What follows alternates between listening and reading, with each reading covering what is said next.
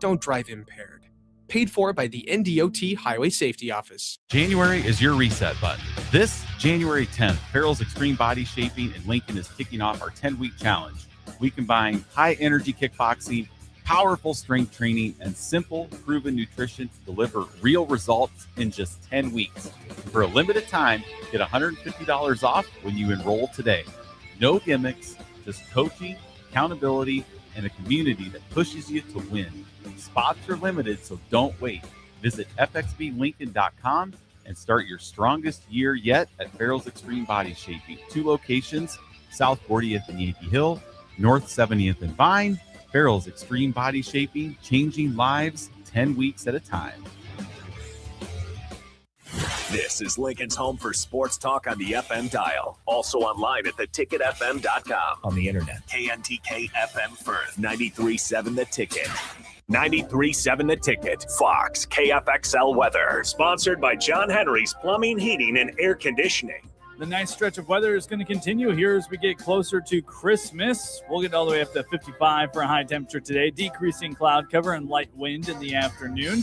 Maybe a little fog. Christmas Eve morning will hit 60 for a high temperature in Lincoln, and then maybe more fog Christmas Day morning with a high temperature of 56 degrees. I'm meteorologist Aaron Downer for 93.7 The Ticket and theticketfm.com. Don't be fooled by the typical holiday ads this year. A new car for your significant other is a dream, but not a likely reality. Why not upgrade the current car you have with a detail? This year's hot item is a gift certificate from Nebraska Auto Detail to make your car look and smell fully refreshed again. We all have clutter and we all make messes, but it doesn't have to stay like that. Give the gift of a clean car this holiday. Buy your certificate at nebraskaautodetail.com or call 402-601-5086 for an appointment today. A business's phone is the lifeline to its customers and potential clients. That's why it's so important that you can take calls seamlessly from anywhere, whether you're on the road or in the office. Hamilton Business Technologies can help ensure your phone rings wherever you are. We can equip your headquarters and any of its locations with the right tools for smooth, professional call handling. As the official business IT partner of the Huskers, we know how to keep Nebraska businesses connected. Learn more at hamiltonisbusiness.com. Did you know that deer collisions are covered under the comprehensive portion of your car insurance? That means, like with hail damage or vandalism, since they are out of your control, they don't usually raise your insurance rates. And that's a good thing, since most deer don't carry liability insurance. At Eustace Body Shop, we fixed all kinds of animal collision damage, from cows to raccoons, bobcats, and even turkeys. We can't do much for the animal, but we can get your car back on all fours and looking like new again. The most recommended Eustace Body Shop. That's who we are. Coming at you live from the heart of Lincoln, America. This is Old School, sponsored by the Mercado by Certified Piedmontese. Nebraska Football Hall of Famer Jay Foreman and Austin Orman. Old School with Foreman and Orman on 93.7 The Ticket and theticketfm.com.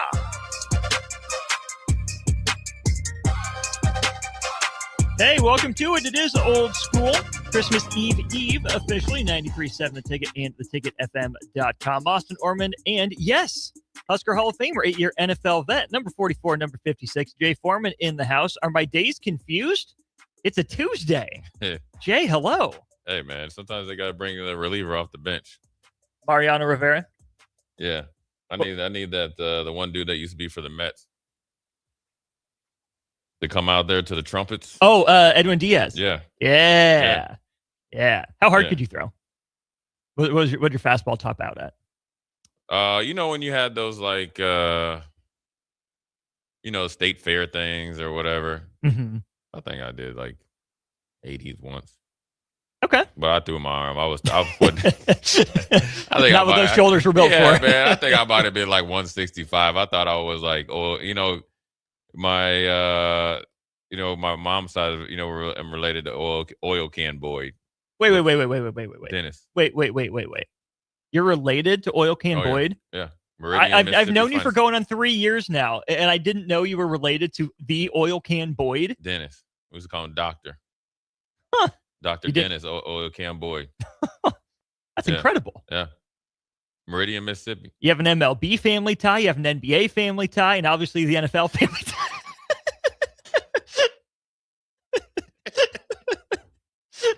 Oh my I'm sorry. Hey, you know what, Austin? I'm gonna go ahead and give you full authority to clip that and go ahead and send it to me. Deal. Oh my God! It was right there. Hey, you talk about a straight up outfielder trying to pitch in the World Series, just a home run ball right there, just knocked it out of the park, man. That was funny. Oh man! Yeah. All right, we gotta get bloodline going though, man. Yeah. Hey, he had a pretty good start to the year. Yeah, we gotta get a little more mental. We gotta keep him focused. Yeah. Bloodline gotta get focused, man. Are they? They're playing on Christmas. They better probably, be. Yeah. I hope so. Let me check my phone. Let me check. See if the tickets came through for your trip to Denver. Yeah, man. Unfortunately, I might be busy on Christmas. You know what I mean? First class flight. First class proteins at the Mercado by Certified Piedmontese, special ingredients and butcher shop, by the way. Jay, will Michigan be able to hire a first class head coach? New reporting from Pete Nakos at On3 says that Jeff Brohm is a person of interest, not in a criminal case of any sort, but as the target of Michigan's head coaching search. Jeff Brohm, does that feel like a Michigan head coach to you? No. I agree. I think he's a really good coach. Mm-hmm. I think he would probably do well. I think it would, but I don't think he's the Michigan type of coach. And, you know, I was listening to, I think Rich Eisen, who's a Michigan alum, and he had a good point. And Rich is good. Yeah, no, he had a good, really, and he's very, you know, he's one of the few Michigan alum that don't act like they're from Michigan, straight up. Yeah. And he was talking about, you know, why not bring Brian Greasy in at some position. He's with the 49ers. Okay. So, and you know, and Brian Greasy, you know, obviously Bob was his dad, helped him get right into broadcasting, which is great. He was a very good quarterback when he played. Questionable whether they won a national championship or they didn't, but anyways, you know, he's been out in San Fran, so he knows how to run an organization. He's with a first-class organization. Mm-hmm. He's a Michigan alum. You need a Michigan man, quote unquote. You need somebody who, you know, I'm assuming he has pretty good, you know, obviously integrity. He's employed by the NFL. It would be different to recruit and all that, but he'd be a head coach. He'd be a CEO. Mm-hmm. But and there's nothing wrong with Jeff Brohm. It's just like right now, you're really pulling at straws. You're really, you know, keeping my man Pudgy Podgy in there. Right. He's ran a Fortune 500 company. He's wealthy dude. Trump tight off the field, you know, as far as handling stuff. Even if you say, hey, look, we're going to keep you as a bridge so we can get our ducks in a row. Yeah. So you can actually evaluate our athletic program or whatever it is in the building from a business perspective, CEO, because he's probably had to clean up some stuff in his business life that he's had to do. And so that would be their best bet. He's definitely a really good recruiter. He has a ton of respect. And this is, again, nothing against Jeff Brohm. I mean, he could go there and do well, but really would it be the guy that Michigan wants? If I'm Jeff Brohm, is that really where I want to go? Do I want to, you know what I'm saying? Now, you don't turn down the opportunity, but he's not getting off the plane and is like, you know what? If we started our search back in like October, you're the guy. No. Right? No. They've struck out 5 times, Mm-hmm. and it's really probably some stuff going on up there that you really don't want to deal with. It's like oil can Boyd's throwing to him. My dad, I remember my dad being the happiest ever when I just said, man, I hate this baseball stuff, man. And I was playing, you know, pretty frequently. It was hard with basketball, and I remember my coach, and he was actually my basketball coach, and he went, all I want to do is, like, I just wanted to pitch 1 inning. That's it at high school. And he wouldn't let me pitch. Now, you had me playing, like, center field, and I got a good enough arm. I played third and all that stuff. Mm-hmm. You know, it wasn't like I could. I just wanted to see if I could pitch because I'd practice. Mm-hmm. And I was like, man, put me in there and get some scrubs. I just want to get, you know, and then he didn't. So I was like, man, you know, this basketball thing, I ain't got time for this. Right. Yeah. I still mess with him. Mess with my man Mike Tobin down there in Georgia. Third assistant at Georgia Southern or something like that. He could hoop. Yeah. He could. Him and my assistant coaches in high school claim to fame basketball wise. He made first team all conference over Scottie Pippen. at like Southern Illinois or something like that. How about that? My man Juan. We used to call him Don Juan. Downtown Juan. What do you call him? Downtown Don Juan? Yeah, downtown Don Juan. That's what he'd do because he was a lefty. He'd play with us. And so like say we would be playing against a good, like in a tough game. He'd be always getting his hype. And then he would be like, somebody hit a three. He's standing, he's like, you got to answer the call. You got to answer the call. So one of us would hit a shot. Then we look over and we say we hit the call, man. It was some good memories. But yeah, I mean, back on business. I don't know what Michigan's going to do. I don't think they can hire a coach. I mean, let's be honest.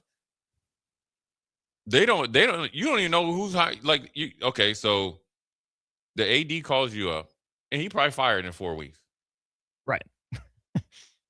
Happy New Year. They got to hire. They got to handle their business. You got to decide if you're going to commit to this AD, not just for next year, but because you don't want to hire a coach and then be gone. Here I am saying, and Trev did the same thing, but you know what I mean. That was different. Wildly yeah, different. he did get fired. He didn't get fired, but But I'm just saying, if I'm Jeff Brohm, who has a pretty look, that's where he is from, Louisville or played at Louisville. Mm-hmm. He's got a nice setup there. He does. They're on the cusp of the come up. Mm-hmm. They're in a dogfight right now, but you leave there.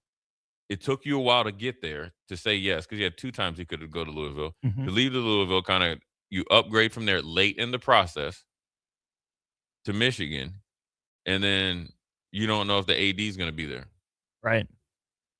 Or the president. Mm. Yeah. Well, the president already left. Oh yeah, because the president thought he was going to get the Florida job. Right, Florida's board said no, thank you. And then you want to have the board of trustees that up there following you around? Not me, because they want you fired.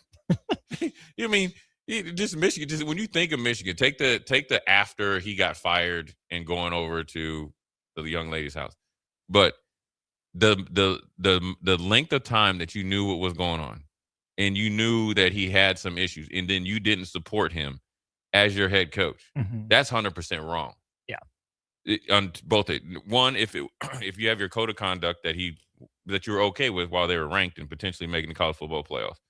But number 2, you were okay with it in your cheating scandal and Harbaugh saying that he's the next coach, and you knew he had some. And there's nothing wrong with mental health is definitely an issue, so people need help, right? Mm-hmm. So you're supposed to be these Michigan men, and you love your Michigan people, but you ain't love him enough to help him. Take the aftermath out of it. Let's just deal with while he was what led up to that. Well, while he was employed there, even when he was the offensive line coach, even when their offensive line was winning the Joe Moore Award and all that stuff. Mm-hmm. You know what I mean? It's not like he just drank a glass of water and I was like, I got some mental health stuff. You just were okay with it, and then you were double okay with it, whatever he was doing on his extracurricular time. But then you want to hire a coach? Like you got to forget. Like you got to put the pause on that. Let's just get through the bowl game. Mm-hmm. And then let's try to figure out who we're gonna keep, who we're gonna fire. I guess is that somebody's. If you bring in some like a company to kind of evaluate your team or your administration, somebody's just getting fired on GP, right? Right. Merry Christmas. Happy That's New why Year you brought too. us in. Yeah, Kwanzaa, all that stuff. Here you go. Enjoy it. Yeah. This is where I think it's fascinating that we're talking about Michigan, right? Because if this was, I don't know, Baylor with some improprieties, you can go hire a group of 5 coach or an FCS coach. Hey, guess what? We have that guy right down the block who is willing to make that jump, who is willing to take that leap. And it worked out really well for Matt Rule. Baylor's not Michigan. Yeah. Michigan can't afford, I wouldn't think, to lose the press conference, if you will, by hiring, the next Matt Rule. Now, it would probably work out for them if they get the guy that's good at building, that they give time to. But is Michigan willing to do that? No, it hasn't seemed like it so far, which is where I think if you're Jeff Brohm, you are probably the best available. You have a squeaky clean track record, as far as I know. Oh, yeah, he's definitely the best available. But then if you're Jeff Brohm and you're the best available, this is where you use your leverage. Like you said, you got the good setup. You're content at Louisville. You're building, like you said, on the verge of the come up. Michigan's got to blow you away with an offer to get you back into the Big Ten to take on that mess. That's a lot. That's people respect Jeff Brohm. Taking a job like that, not succeeding, some people will give you a little bit of credit based on the context. even more will skip right over and say, well, he was never the bad guy for the job. Right. Why'd they go with him? It can throw off your career. It could throw off your career, and you just never know how it'll end with Michigan. Yeah. How it ended with Harbaugh really wasn't as good as good as they thought it was, or as they portrayed. Because I think the delay was for him to actually go and take an NFL job. And you remember he was going to take an NFL job a year or two prior. Remember when he had the Vikings job and essentially supposedly talked himself out of the job? Vikings and Bears, right? Yeah, Vikings and Bears. But I remember seeing because my old house up there is right by where he was flying in, so I knew what that sunset looked like, never was a part of that. But, so, it has never been it ended good for them. They won a national championship, but leading up to it, you got to remember he had to take a pay cut. Remember during COVID, and they said he wasn't doing a good enough job. So I mean, Jeff Brohm, these coaches all know each other, right? And sure, Harbaugh knew some of the stuff that they were straight up, pre-scouting, cheating, or whatever you want to call it. But they all know each other, and so they know the ins and outs of the program. They know agents and all this other stuff. So, yeah, Michigan's in a weird spot in this day and time. It's the hardest spot to be in college football when you think you are a blue blood. You nobody even is talking about that national championship team that was just 2 years removed. No. You're not even giving them the respect that that they think they deserve what they don't deserve. Well, they're the 2017 Astros of college football right now. Right. And they're, even their first one, even in 1997, nobody, in Ann Arbor, sure, nobody else is like, you guys didn't play it. But, okay, but when you think about it, there's been controversy after controversy on the field, off the field, administration. It's kind of like, here's my analogy. Say Jeff Brohm, hometown kid, started we got construct. I see this construction, Brown Brothers, Brohm, construction company from ground up. And then he has a nice house and he has some land and he finally has got a nice setup. And then some dude comes in and not only wants to buy his company and buy his house and wants him to move up the street or have him relocate. In order for that to happen, they're going to have to overpay him. Yeah. Then if the wins don't match up to actually what he's getting paid, well, then now we're comparing you to Kirby Smarts, the Ryan Days, whoever, Signetti's or whatever. So Michigan's best bet, I think, is the roll with what they have right now. Take the interim tag off him and see if he'd be okay with it. Give you a year to see what you can do. When you think about the money behind it, so this is not 100% current, but Kupsker said he thinks it'd have to be a top 10 highest paid coach in college football sort of offer. Kirby's number one going into this year, about $13.2 million. Ryan Day at $12.75. Number 10 on the list was Lane Kiffin, making $9 million at Ole Miss. There's a tie with him, and then Elia Drinkowitz, Josh Heupel, and Mark Stoops, all making $9 million this year. Jay, I'm not sure that Jeff Brohm is a $9 million head coach. Is he a $5 million head coach? Probably. We've never seen Jeff Brohm take that next step. You can argue some of that's okay. It's just Purdue, right? What he did at Purdue is admirable work. Even Louisville, not exactly a football hotbed. They're better now, certainly more consistent under Jeff Brohm than they have been for a while. And he deserves credit for that. But if you're Michigan, you should not have to talk yourself into a guy. But because of your improprieties and your misbehavior off the field and your lack of handling business, you're into talk yourself into a guy territory right now. And that's always dangerous. And it's like, we got to deal with him. Now you're doing the same thing that you just did with Sharon Moore. You really didn't want him. You have him. Yeah. And so you had to pick him. You really don't want Jeff Brohm, but there's nobody else. That's why it's the best thing to do is to wait. But they got a lot of issues. This is the best time to play them. There's only so much of championship DNA that can withstand all this stuff that's going on up there. Right. And there's plenty of blame to go around. You know how they got there. They very easily could have just fired Sharon Moore before the season and just been they could have done it maybe at a bye week. But you're okay with it. How different would we be talking about Michigan right now if as soon as Harbaugh left for the NFL, they went out and got an outside guy? or somebody, or like a coach they wanted. Right. Yeah. When they have that opportunity. Coming off a national championship, Harbaugh leaves, but there is some of that stain of, well, was it clean or was it not? I still understand why they hired Sharon Moore. Yeah. For various reasons, leading into everything we've seen here. It probably would have been a tough call. And who knows what kind of candidates were available, 2 off seasons ago. But maybe in retrospect, that would have been better for Michigan. Well, it was just to cut those ties. But then I have to remember that sanctions were still looming. I mean, it took until this season to get resolution on it. So you probably didn't necessarily have, pick of the litter because of that anyways. Yeah, but I think they probably knew after last season that it was coming to a head. And you could have fired Sharon Moore even though they beat Alabama and end up being 8-5 or whatever. Yeah. And to say, because the relationship with the girl was going on before then. Yeah. So you were cool with it then. Mm-hmm. But the main reason why you fired him now. Yeah. So you could have fired him then, could have dealt with it, maybe save some money. You could save for cause. You got some money back, and you could have been already into the hiring cycle. Yeah. You could even, could have. So, yeah, it would have been a hard call.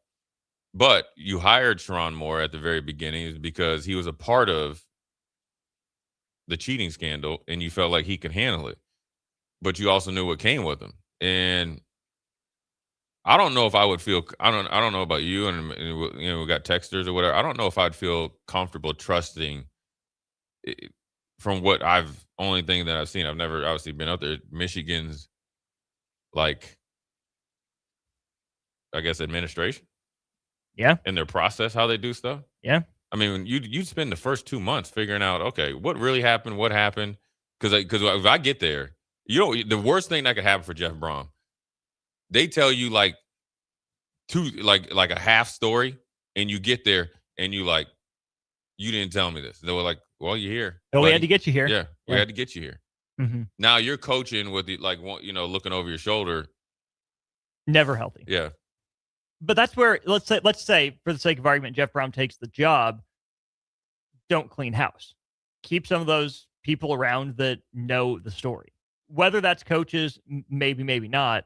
But, Jay, the people that are in the football building that were around the whole time, those people got to stay. The infrastructure of that building and that place, if you want the full story. Because Michigan's absolutely not going to give anyone they interview, Jeff Brohm or not, the full story of what went down. They won't.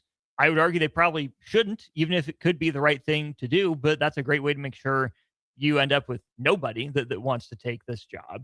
How do Michigan fans react if Jeff Brohm says, no, thanks, I'm good, and they have Poggi for a year? Does that go over well? Do they understand? Or is Michigan still in that mindset of, what are we doing? We're Michigan. We can't settle for an interim guy. We had to flex more of our muscle.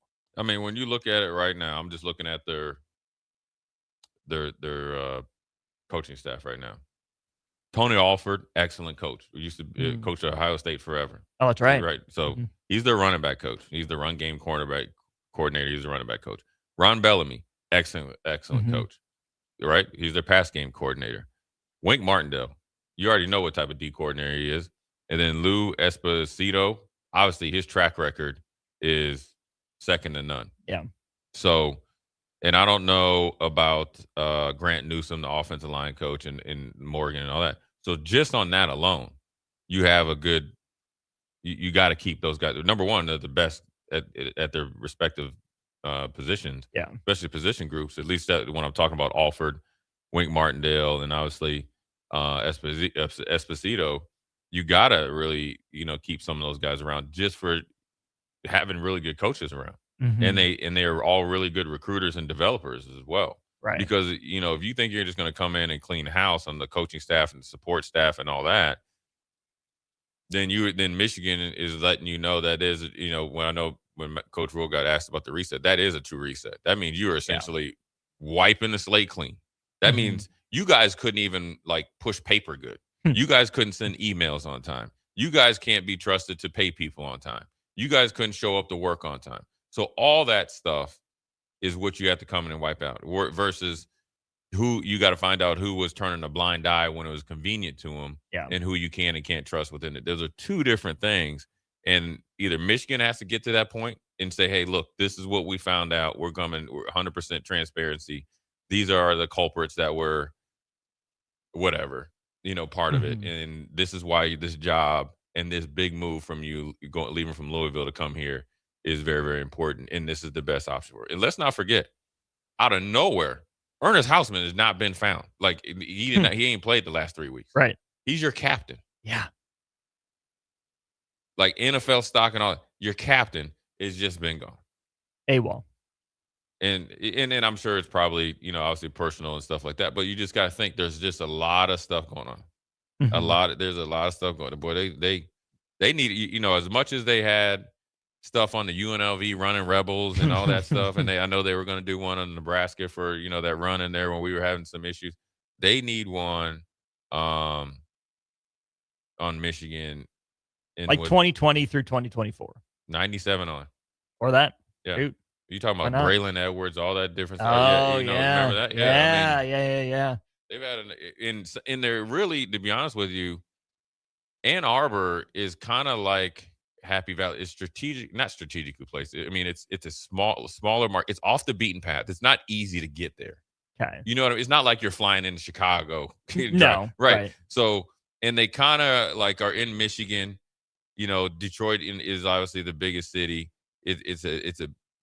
Detroit's not known as a big media market. You know what I mean? So you kind of like get to do your own thing, and you can hide behind the Michigan M, mm-hmm. and then you can kind of dictate stuff. Mm-hmm. But as we've seen, it doesn't work out too well. And even if you're, the big brother university to Michigan State does provide some cover for you as well. Yeah, there's a lot going on over there too. They usually get they about it over there.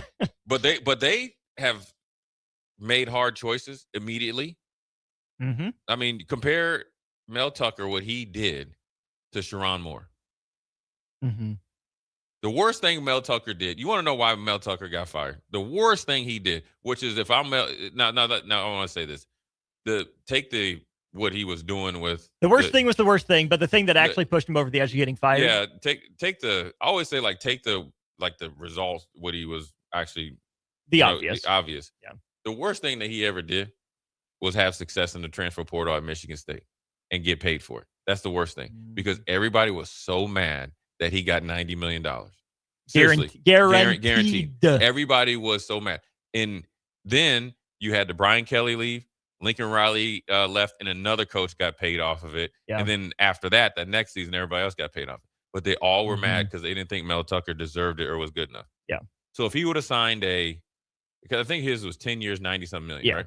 Yeah. So if he would have signed a 4 years, 28 million, 7 a year, they'd have been just okay with it. Yeah.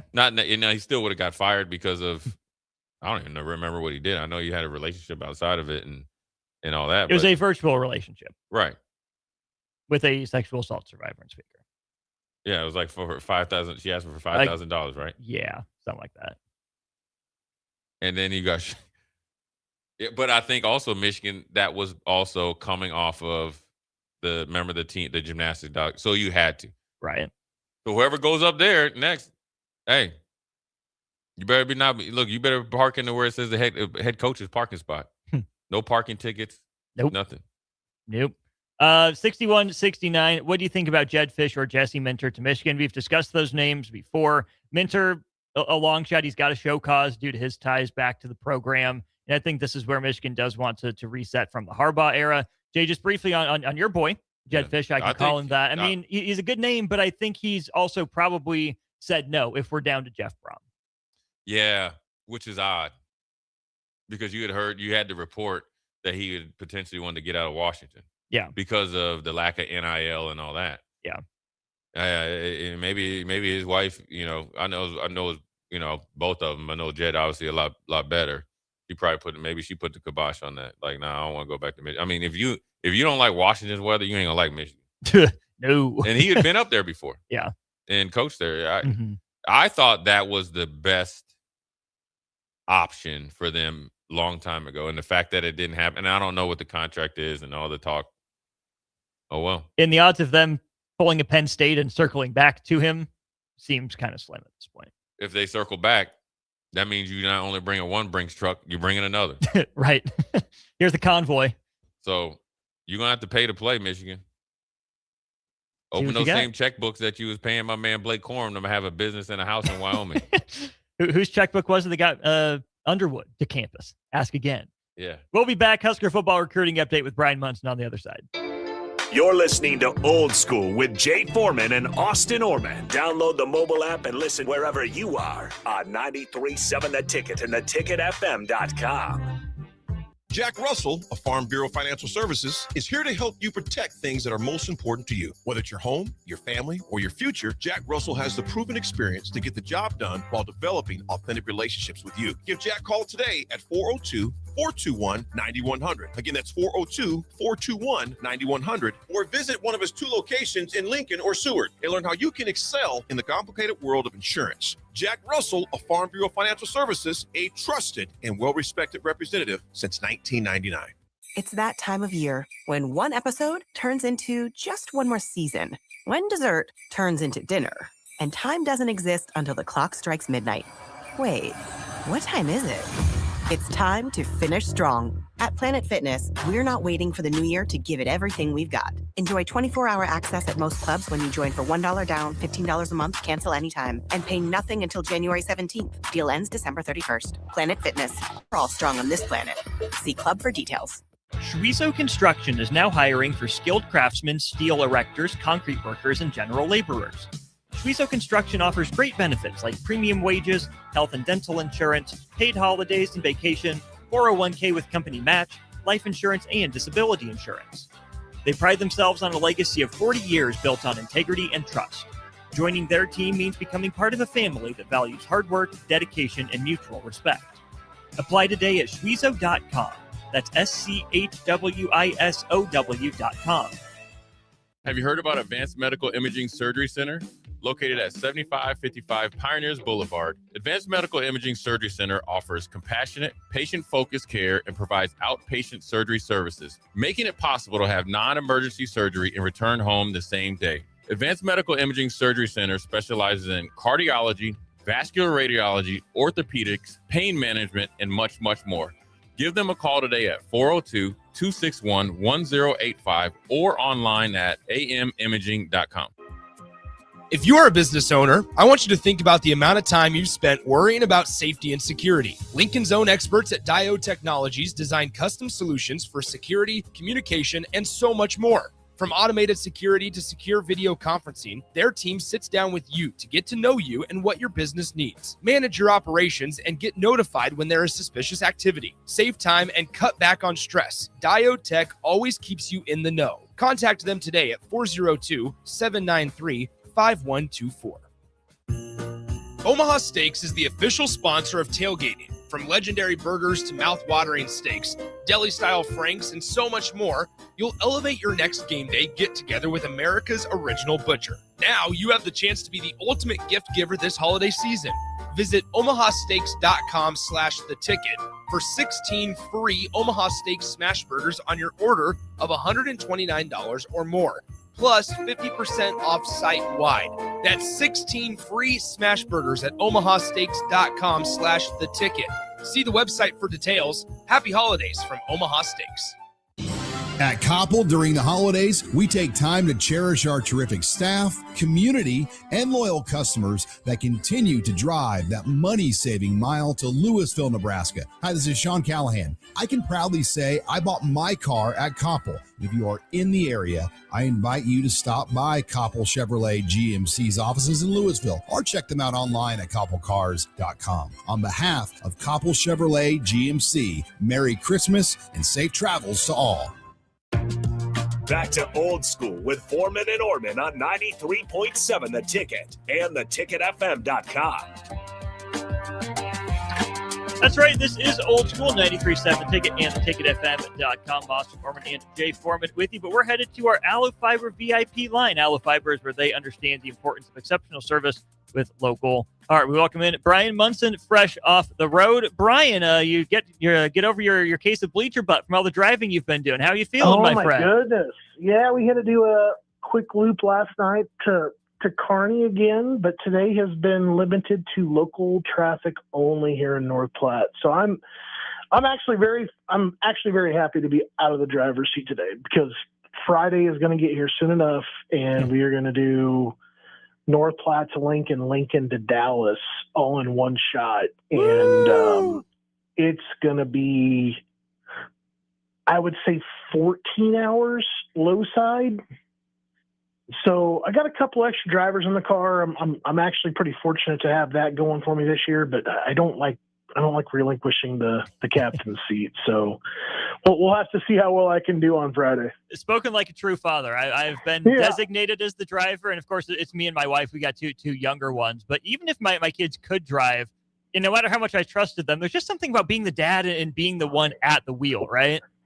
I agree. I mean, and I don't know. I trust it more. I want to be responsible for it, and all that good stuff. Because if something did happen and I wasn't in that seat, whether it was an accident or a ticket or the car broke down, I don't want anybody else to feel that guilt, and I don't want them to feel my wrath, because that would also be something else too that could potentially come up. So, yeah, no, we're doing well. The weather has been excellent. Oh my goodness, you guys can all thank me later for bringing up the warm temperatures from Texas, but it's been beautiful around here. Well, allow me to be the first to thank you for bringing the warm weather up from Texas. From the bottom of my heart, thank you. I'm all for a white Christmas, but a sunny and 55 or above Christmas is also fantastic in my book.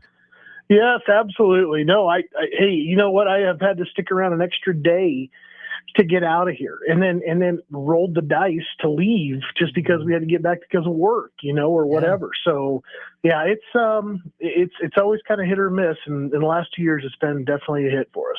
All right, Brian, down to business, recruiting for Nebraska football. Let's start with the ad. Nebraska gets Jaden Travers into the fold. What do we need to know about this young man and the schools that Nebraska beat out for him? Oh yes. Gosh, I'm sitting here going, what were you talking about? I thought for sure you were gonna ask me about Ahmad Hudson, because we'll get Ahmad there. Hudson. Don't worry. Well, we're gonna hit on Ahmad Hudson. Okay, good enough for me, man. I will come back to that one, and we'll address that one here in a second. But yeah, you know what? I think Jaden Travers is, he had it down to a final three. It was Miami, Michigan, and Nebraska. And I think what was kind of interesting about that, obviously, was that, I think Sharon Moore had just had, all the problems were kind of coming to light for him, like either that day or the day before. So it just didn't seem like a very likely landing spot, for him. And I think the big takeaway for me with Travers is just, he is a very versatile looking dude. I don't think he's necessarily an odd front guy. I think he's an even front guy that could potentially play a 3 or a 5.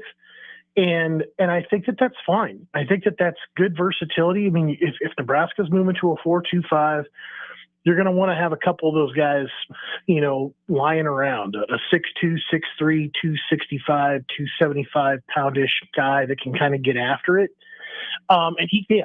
And I think the other thing too is St. Francis, they had, he committed during that game against the Utah team on ESPN2, and St. Francis is just such a powerhouse of a program. They had just talent everywhere, all around the field, particularly on defense.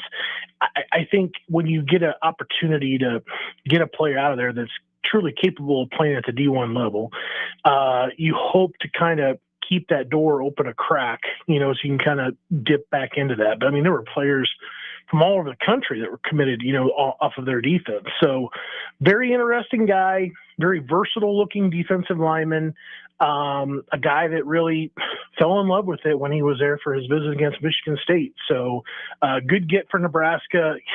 I think you and I have only talked about 4 defensive line recruits in the last 2 classes so far. So I think everybody's eager to see who else Nebraska could add to the defensive side of the football. Speaking of the defensive line, a guy we spent a lot of time talking about on this show, Carlon Jones. Is that a guy that's maybe on Nebraska's radar out of the transfer portal potentially? It's possible. I mean, Carlon, it's so interesting because he had such an incredible senior season. Yeah. And just how everything kind of happened and Lincoln Riley going to USC and, kind of just being over the moon about going to LA. There isn't that. I don't think there's really that connection, there anymore to Nebraska. Number one, I don't know necessarily where he fits. He's not a one tech. I think if I remember right, he's 6'1" ish to 6'2". Could play a 3, very active 3, very athletic 3. But then after kind of seeing how, the kind of players that have the success in the Big Ten, playing those interior spots, they don't look like Carlon. They're bigger, they're stockier. They look like refrigerator boxes. And I don't think Carlon necessarily is that kind of looking a dude. We'll see. I mean, I think that, everybody right now is so interested in like what's going to happen at quarterback. I think there's spots like that, like defensive line, like maybe like wide receiver and running back and even like offensive tackle and offensive guard that are getting a little bit overlooked because I think that, a guy like the portal quarterback potentially is going to be interested to see who are the other players that are coming along that could potentially be helping him out. So there's going to be a lot more talk about this, I think, in the coming weeks, particularly once we get through the bowl game. But I don't know if Carlon Jones will be one of those guys. I think Nebraska's going to be looking for some bigger looking dudes. Well, Brian, you teased it. The 2027 class is a big one for Nebraska. A couple big names there. Obviously, Trey Taylor in the fold. He's been doing a lot of peer-to-peer recruiting with one of his buddies, Ahmad Hudson. But alongside him, Xavier Balla has Nebraska among his finalists. Yep. How big would one of those guys coming to Nebraska be, let alone potentially both of them? Well, I'm writing about both of them for tomorrow's 3 and Out, so be sure to get over there and check it out. I mean, if you really consider like what's going on with the 2027 class, I mean, the fact that Nebraska, has already got Amir Brown in the boat. The former UNC, running back commitment has now committed over to, committed to Nebraska. You've got, like you mentioned, Taylor, you have Tay Ellis. Now you got Brown. You got kind of this new triplets that has been formed between the three of them because they're tight. They're social media wise, they're very active. They're doing podcasts together, all that good stuff. And, Balla, to me, great athlete, doesn't really have didn't have the stats that Amir did, but has got all the potential that Amir does as well. I mean, very similar looking guy, like on paper in terms of height and size and all that good stuff. And Balla, it's interesting because Balla, picked up his offer from, Coach Barthel while he was in Lincoln following the camp performance last June. So, that's the only time that Balla visited Nebraska as well, which is also very confusing because I felt like he would have gotten back to Nebraska by now, but maybe just the season didn't allow him to do it. But I think Balla, maybe tempted to commit on live television, during the Navy All-American game on January 10th. Although he did tell me yesterday he is kind of reconsidering that, whether or not it's a good idea for him to commit early. One guy that won't be committing early that you mentioned is Ahmad Hudson. He is having a blast right now with Nebraska fans online. That just the engagements that he is having there between, Husker Nation fans and Nebraska commitments and so on, it's been really entertaining to watch. But there's really nothing at all that's indicating that he's going to be doing anything before his original kind of announcement date, which was actually July 4th next year.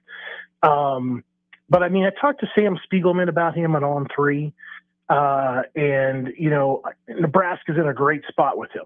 There is no doubt about it. Nebraska's in a wonderful spot with him, but there are some real tremendous forces that are at play here. I think he's an LSU legacy guy. Lane Kiffin is just getting to Baton Rouge. Let's see what happens with that. Because Ole Miss was a team that was obviously, part of that picture as well. I mean, there's a top two, and Nebraska's number one. I think LSU's number two, pretty safe to say, but Ole Miss is right there in that picture as well, just outside the top two. And I think Nebraska fans are just going to have to be, keep engaging. I'm sure he loves it. I'm sure he loves the fact that Nebraska basketball is off the type to start that they are too, because he's a dual sport athlete. So he'll be back to, for a basketball game here later on. And I think that that's going to be fantastic for him to see the PBA. But I mean, I think just Nebraska fans have to understand this one's going to carry out a while, well after official visits are all taken in June. Well, we know the Husker fans get up for social media content. They will react. They will respond to it. Brian, when you think about just how much, I don't want to say pressure, but emphasis maybe Nebraska is putting on this Ahmad Hudson recruitment, where does it rank in terms of the amount of attention that this coaching staff has given to a single prospect in their time in Lincoln? That's a good question. I mean, it's got to be up there. I mean, I think between the coaches, the peer recruiting, and not just the coaches with the football program, but also the basketball program, I think that's got to be the most highly, recruited, or the guy that received the most attention of any recruit, since he's basically been in Lincoln. I think he's an absolute difference maker. Some of the reports that I will have tomorrow on 3 and Out is absolutely glowing from Sam Spiegelman when he talks about, Hudson, and his comparison that he had for Hudson, where he kind of sees Hudson's body going and what he could kind of look like and how big he could kind of get, and, his strengths now currently with what else he can kind of do. It's really that kind of versatile tool, on the football field in Nebraska has been missing. And I think it's a guy that can work inside the numbers, outside the numbers. He can do red zone stuff. He can play, between the 20s. He can go long. He can stretch the field. He can do all the things, just depending on wherever he is lined up. He's a true mismatch problem for safeties, corners, or linebackers. And that is really, really something that I think that attracts Nebraska, to him. And I think obviously too, there's the offer to his younger brother, which I think Nebraska is still the only school to offer both players. And obviously, the possibility of playing both sports in Nebraska, which Nebraska is completely open to. The other word you mentioned in there, Brian, was versatile, right? About Ahmad Hudson, Yeah. But Nebraska's looking for that out of its quarterbacks as well. Matt Rule came out and said as much in his most recent Friday press conference. You cover recruiting. You see the quarterback classes. Is it easier to find a dual threat guy now, or is it still easier to find maybe that pocket-based quarterback out of the high school ranks? I think Nebraska can find guys with mobility. I think it just depends on, where you kind of want the mentality to be for the player. I think that they still have to fit the scheme. And I think mobility is an extra tool that Nebraska really hopes that they can find a guy that can kind of bring it along with them. He doesn't have to come out there and average 17 yards a carry.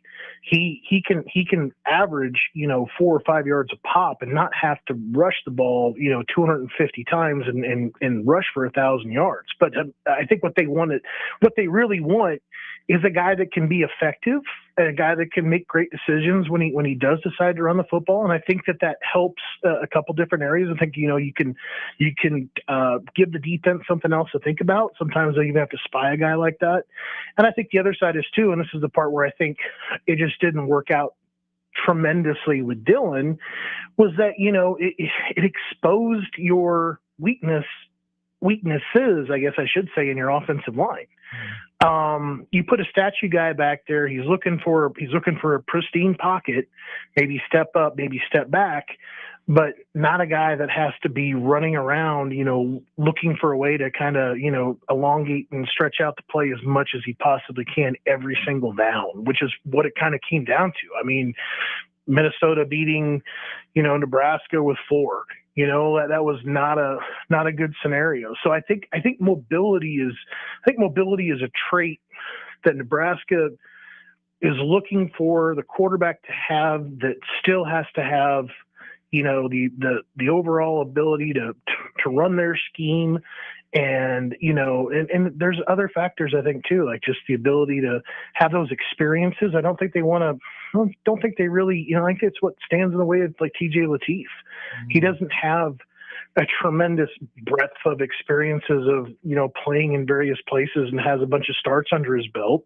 He's, they need somebody to come in there that's got a few more experiences.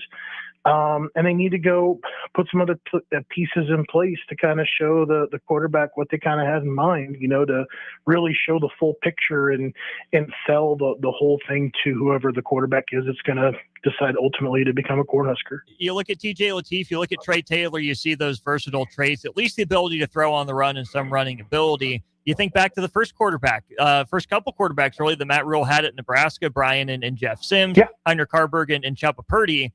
And the one guy we haven't mentioned is the guy that just transferred out in Dylan Raiola. You can't obviously turn down a prospect of Dylan Raiola's caliber with the Husker history and ties, but it is notable that after starting his tenure with a mobile quarterback and then going to a pocket guy, once the pocket guy decides to leave, I think it's telling that Matt Rule does go back to the mobile quarterback route, maybe signaling that's what he wanted to do all along. But again, adding just another tricky layer to everything we have to talk about when it comes to the Dylan Raiola saga, if you will. Well, I think not only that, but I think you also, it's a great point on Dylan and just what his capabilities were, or his limitations as a player. I think the other thing is too, I think Rule was very, very interested, I think, in kind of taking the Dan Lanning route, from Oregon, where, you're going after a portal guy, once every year or every other year at quarterback versus, having that guy. Now, that doesn't mean you can't have a Trey Taylor, but I think that what we would agree here in, just in our conversation is that there is the possibility there when you're trying to cut the teeth of a young, talented quarterback, that you're going to have ups and downs and you're going to have growing pains. And I think that when you have those types of situations, obviously, you're not a team that's talking about winning 10 games a season, when those things kind of happen. I think Trey Taylor has all the talent in the world. I really do. But I think when you got to put it all together and play the game, I think, if it was potentially like a similar situation like what you had with Dylan a year ago, you're talking about, losing some games that you weren't necessarily counting on. And I think that what you really would hope to have is you go, maybe a 1 year, grab a 2-year guy, and then you have 2 years with Trey kind of being your starting quarterback. You kind of groom him, bring him up, and get him ready. The question is just, can you keep people interested in that when you're just so much in like a single year reset kind of mode around the country? That's really what you've got. You don't have multi-year contracts like the NFL. You have a 1-year deal, and then you're set. You can reset everything about your roster every single year. That you can in the transfer portal and in a lesser way through high school recruiting. Breaking it down for us, as always, Brian Munson of Husker Online. Like you said, 3 and Out tomorrow. Make sure you're there, HuskerOnline.com. If you're still looking for a Christmas gift for that Husker fan in your life, hey, HuskerOnline.com. They have subscriptions. Maybe throw one their way. Brian, thanks as always for your time here on Old School. Have a very Merry Christmas. Safe travels, my friend. Merry Christmas to you and all your listeners, man. Take care. You too, Brian Munson, on our Aloe Fiber VIP line, once again with Husker Online. We'll go to break. We'll wrap things up for hour 1 of the show. That's right, a 2-hour edition of Old School comes your way today. Plenty of NFL talk in hour 2. That's straight ahead. Watch Old School live on Facebook, YouTube, or Twitch. Old School with Foreman and Orman on 93.7 The Ticket and theticketfm.com. At Riddle's Jewelry, we know there are moments in life when you realize this is what it's all about. And you wish you could hold on to that feeling forever. This is why we've made jewelry our passion for 65 years. This holiday season, find the perfect gift with savings up to 50%. Riddle's Jewelry, family owned since 1959. Located in Lincoln at the Gateway Mall. It's that time of year when one episode turns into just one more season. When dessert turns into dinner. And time doesn't exist until the clock strikes midnight. Wait, what time is it? It's time to finish strong. At Planet Fitness, we're not waiting for the new year to give it everything we've got. Enjoy 24-hour access at most clubs when you join for $1 down, $15 a month, cancel anytime, and pay nothing until January 17th. Deal ends December 31st. Planet Fitness. We're all strong on this planet. See club for details. Omaha Steaks is the official sponsor of tailgating. From legendary burgers to mouth-watering steaks, deli-style franks, and so much more, you'll elevate your next game day get-together with America's original butcher. Now you have the chance to be the ultimate gift giver this holiday season. Visit omahasteaks.com/theticket for 16 free Omaha Steaks smash burgers on your order of $129 or more, plus 50% off site-wide. That's 16 free smash burgers at omahasteaks.com/theticket. See the website for details. Happy holidays from Omaha Steaks. Have you been looking for home technology upgrades but don't know where to turn? Online information can be contradicting and confusing. Lincoln's own experts at Dio Technologies can turn your living room into the place to watch your favorite sports. Whatever your vision is, Dio Tech is ready to make it a reality. From home theaters to outdoor entertainment spaces, they bring you along through the entire process to make sure you get exactly what you want. If you're ready to upgrade your entertainment space, visit Diotech online at diotech.net or give them a call at 402-793-5124. Golfing in 72 degrees and perfect conditions in Nebraska doesn't seem possible in December, but it is. Double Eagle Golf is your escape from the bone-chilling cold outside and a reason to keep the clubs out year-round. Book your holiday parties at Double Eagle Golf and make plans to join them for a New Year's Eve party. Gift cards make a great stocking stuffer for Christmas, and don't forget to look ahead to 2026 as spring leagues begin in February. That's all at Double Eagle Golf inside the Kinetic Sports Complex on West O Street. Online at doubleeagle.golf. Mike, I've been thinking our house could really use a makeover. How about new siding? I've been thinking the same thing. Have you heard of James Hardy? Yes. Sarah down the street had Roofing Service Company install James Hardy siding on their home, and they love it. Roofing Service Company does have great reviews. They took her through the design process and made everything super easy. Roofing Service Company offers expert design and installation. Couple that with James Hardy's durable products and variety of colors, you and your family will love your exterior remodel. Just visit roofingservicecompany.com. That's roofingservicecompany.com. Jack Russell of Farm Bureau Financial Services is here to help you protect things that are most important to you. Whether it's your home, your family, or your future, Jack Russell has the proven experience to get the job done while developing authentic relationships with you. Give Jack a call today at 402-421-9100. Again, that's 402-421-9100. Or visit one of his 2 locations in Lincoln or Seward and learn how you can excel in the complicated world of insurance. Jack Russell of Farm Bureau Financial Services, a trusted and well-respected representative since 1999. MHC isn't a new company, just a new name. Moe's Moving is now Moe's Home and Commercial. Whether moving across town or across the state, MHC Moving has you covered, specializing in home, apartment, assisted, and independent living moves. MHC can handle your commercial moves as well. MHC Moving has 0 hidden fees. You'll never pay for same-day booking or be charged for stairs, heavy items, or elevator fees. Rates are the same Monday through Saturday, and you will never pay a truck or fuel surcharge. And they offer payment plans through PayPal. Call MHC Moving today at 402-853-7167 or go to mhcmoving.com. For remote starters, audio upgrades, and more, there's only one place to go. Auto Sounds of Lincoln at 48th and O. Back to Old School with Foreman and Orman on 93.7 The Ticket and theticketfm.com. That's right. We are back wrapping up hour 1 of a 2-hour Old School today. Thanks again to Brian Munson for joining us on our Aloe Fiber VIP line. Jay Foreman back in the studio now. Jay, San Francisco 49ers beat my Colts. We'll talk about that a little bit coming up to lead off the 4 o'clock hour. But a lot of Pro Bowlers on the 49ers roster. You think about George Kittle. You think about Kyle Juszczyk. You think about Trent Williams. Absolutely names that come to mind. Christian McCaffrey, a Pro Bowler as well. You get John Weeks, who's the long snapper. And how about this? Rookie from Nebraska, Luke Gifford. Yeah. Fourth in the NFL in special teams tackles with 19 of them. He is a Pro Bowler. Yeah. As a rookie, congratulations to him. Yeah, big congrats, man. He's been actually not a rookie. Isaac's the rookie, but Luke, my bad. Yeah, sorry. Luke has been. He had to carve his way out in the league, and obviously, his biggest thing is he had to stay healthy. And when he's played, he's made plays. I think even when he was with the Titans, he had a big interception in one of their last games, got picked up. with the 49ers, and then, the rest is history. And so big congrats to him, man. It's awesome for him to make it. It's a tremendous honor. It's hard to do because, number one, they don't return kicks as much. And so he's probably had to do a lot of damage on punt teams. But, it's something that it's a great honor, man. It's a big step in the right direction for his career. And, you can extend your career, as far as playing special teams and have some more security than obviously a regular rotational player. But, it's a great thing for him and the family. My apologies, Luke. Here's the thing. I'm the older brother as well. And Jay, the worst day of my life, not actually, but kind of, was the first day of my senior year at high school.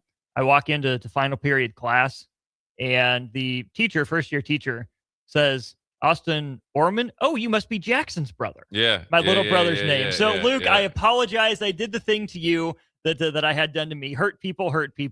That was not my intention. My apologies to Luke Gifford, the Pro Bowler. But, Jay, I think this just continues to prove your point. Why is Luke Gifford stuck in the league? Not because of what he's done with his hand in the dirt, rushing the passer, or being a versatile linebacker. His work on special teams. Yeah, I mean, I think he, one thing, the biggest thing, he just, kind of had to battle through some like odd injuries and get a chance, and just kept working his way at it, and then he started to kind of, from my perspective, hone in on special teams, got the confidence, knows he can play. He's obviously did really good work as a position player in the preseason, and a few times he's gotten to play, he's been very productive. Mm-hmm. And then he's taken on a leadership role as far as special teams, and he's at a great organization in San Francisco that in a coach like Kyle Shanahan knows that you need core guys like that. And he's versatile too. He can play a little middle, he can play outside, strong enough to play at the point of attack. And so he's using all those attributes to be the dude on special teams. And obviously, in order, when you make the Pro Bowl, you have to have some sort of leadership skills. And it's great though. I mean, it's hard to make the Pro Bowl as a special teamer coverage guy, because there's a lot of guys that are kind of like those hybrid safeties and that are really, really productive. So he must have been doing really well. I mean, and then obviously with the rule changes, it makes it even harder. So it's double congrats. And, it was an honor for me to be the first alternate, and then, you know what I mean? Versus him really making it. It's a huge step. It's something you're in history in the NFL. That's a big part when you're able to do something and coming from Nebraska, I think he was drafted late, which is, obviously, the hard way to, make it, and then you exceed expectations, you live up to your own, standard, and you're, in the history books for 2025. I got to shout out my family for having the show on Allo Channel 961. My brother never texts me during the show. I just get a text. Shout out Mrs. Owens. That's funny. So that's funny. All right. Jay, mostly I just appreciate that means you're listening. So we'll go to break, some NFL conversations, and more ahead in hour 2 of the show. You're listening to Old School with Jay Foreman and Austin Orman. Download the mobile app and listen wherever you are on 93.7 The Ticket and theticketfm.com. This is Lincoln's home for sports talk on the FM dial. Also online at theticketfm.com. On the internet. KNTK FM Firth, 93.7 The Ticket. Jack Russell of Farm Bureau Financial Services is here to help you protect things that are most important to you. Whether it's your home, your family, or your future, Jack Russell has the proven experience to get the job done while developing authentic relationships with you. Give Jack a call today at 402-421-9100. Again, that's 402-421-9100. Or visit one of his 2 locations in Lincoln or Seward and learn how you can excel in the complicated world of insurance. Jack Russell of Farm Bureau Financial Services, a trusted and well-respected representative since 1999. There's only one place this holiday season to shop for the sports fan in your life and get cash back for slightly used sports items you don't need anymore. Play It Again Sports. Check out their selection of new and used items, including home fitness equipment like treadmills, exercise bikes, and ellipticals, and get your lift on with free weights, benches, and racks to add to your home gym. And don't forget, if you have anything slightly used to trade in, they'll give you instant cash. Holiday shopping starts and ends at Play It Again Sports at 48th and Vine. If you're a business owner, I want you to think about the amount of time you've spent worrying about safety and security. Lincoln's own experts at Diode Technologies design custom solutions for security, communication, and so much more. From automated security to secure video conferencing, their team sits down with you to get to know you and what your business needs. Manage your operations and get notified when there is suspicious activity. Save time and cut back on stress. Diode Tech always keeps you in the know. Contact them today at 402-793-5124. At Riddle's Jewelry, we know there are moments in life when you realize this is what it's all about. And you wish you could hold on to that feeling forever. This is why we've made jewelry our passion for 65 years. This holiday season, find the perfect gift with savings up to 50%. Riddle's Jewelry, family owned since 1959. Located in Lincoln at the Gateway Mall. Mike, I've been thinking our house could really use a makeover. How about new siding? I've been thinking the same thing. Have you heard of James Hardy? Yes. Sarah down the street had roofing service company install James Hardy siding on their home, and they love it. Roofing service company does have great reviews. They took her through the design process and made everything super easy. Roofing service company offers expert design and installation. Couple that with James Hardy's durable products and variety of colors, you and your family will love your exterior remodel. Just visit roofingservicecompany.com. That's roofingservicecompany.com. It's that time of year when one episode turns into just one more season, when dessert turns into dinner, and time doesn't exist until the clock strikes midnight. Wait, what time is it? It's time to finish strong. At Planet Fitness, we're not waiting for the new year to give it everything we've got. Enjoy 24-hour access at most clubs when you join for $1 down, $15 a month, cancel anytime, and pay nothing until January 17th. Deal ends December 31st. Planet Fitness. We're all strong on this planet. See club for details. When it comes to concrete, Stevens & Smith Construction doesn't stall. They go for the takedown. As Nebraska's full-service concrete contractor, they stay in bounds, hold inside position, and never forfeit quality. Whether it's foundations, flatwork, or concrete coatings, they elevate performance and pin down results that win every time. Stevens & Smith Construction is a proud sponsor of Takedown Tuesdays on 93.7 The Ticket. Because when it's time to wrestle with concrete, Stevens & Smith Construction slams expectations. Make your next event unforgettable with Grazing Gouda, your local artists and experts in charcuterie and grazed tables. From boardrooms to ballrooms, they turn gatherings into experiences with stunning spreads of artesian cheeses, cured meats, fresh fruits, and gourmet bites. Perfect for corporate luncheons, weddings, parties, or any celebration that deserves a wow moment. They handle the details. You take the compliments. Book your graze table today at GrazingGouda.com. Grazing Gouda, because every event deserves to be savored. MHC isn't a new company, just a new name. Moe's Moving is now Moe's Home and Commercial. Whether moving across town or across the state, MHC Moving has you covered, specializing in home, apartment, assisted, and independent living moves. MHC can handle your commercial moves as well. MHC Moving has zero hidden fees. You'll never pay for same-day booking or be charged for stairs, heavy items, or elevator fees. Rates are the same Monday through Saturday, and you will never pay a truck or fuel surcharge. And they offer payment plans through PayPal. Call MHC Moving today at 402-853-7167 or go to mhcmoving.com. Rosie's Sports Bar and Grill, open for lunch and dinner at 1501 Center Park Road, just south of 14th and Highway 2. Coming at you live from the heart of Lincoln, America. This is Old School, sponsored by the Mercado by Certified Piedmontese. Nebraska Football Hall of Famer Jay Foreman and Austin Orman. Old School with Foreman and Orman on 93.7 The Ticket and theticketfm.com. That's right. Welcome in Hour 2 of Old School.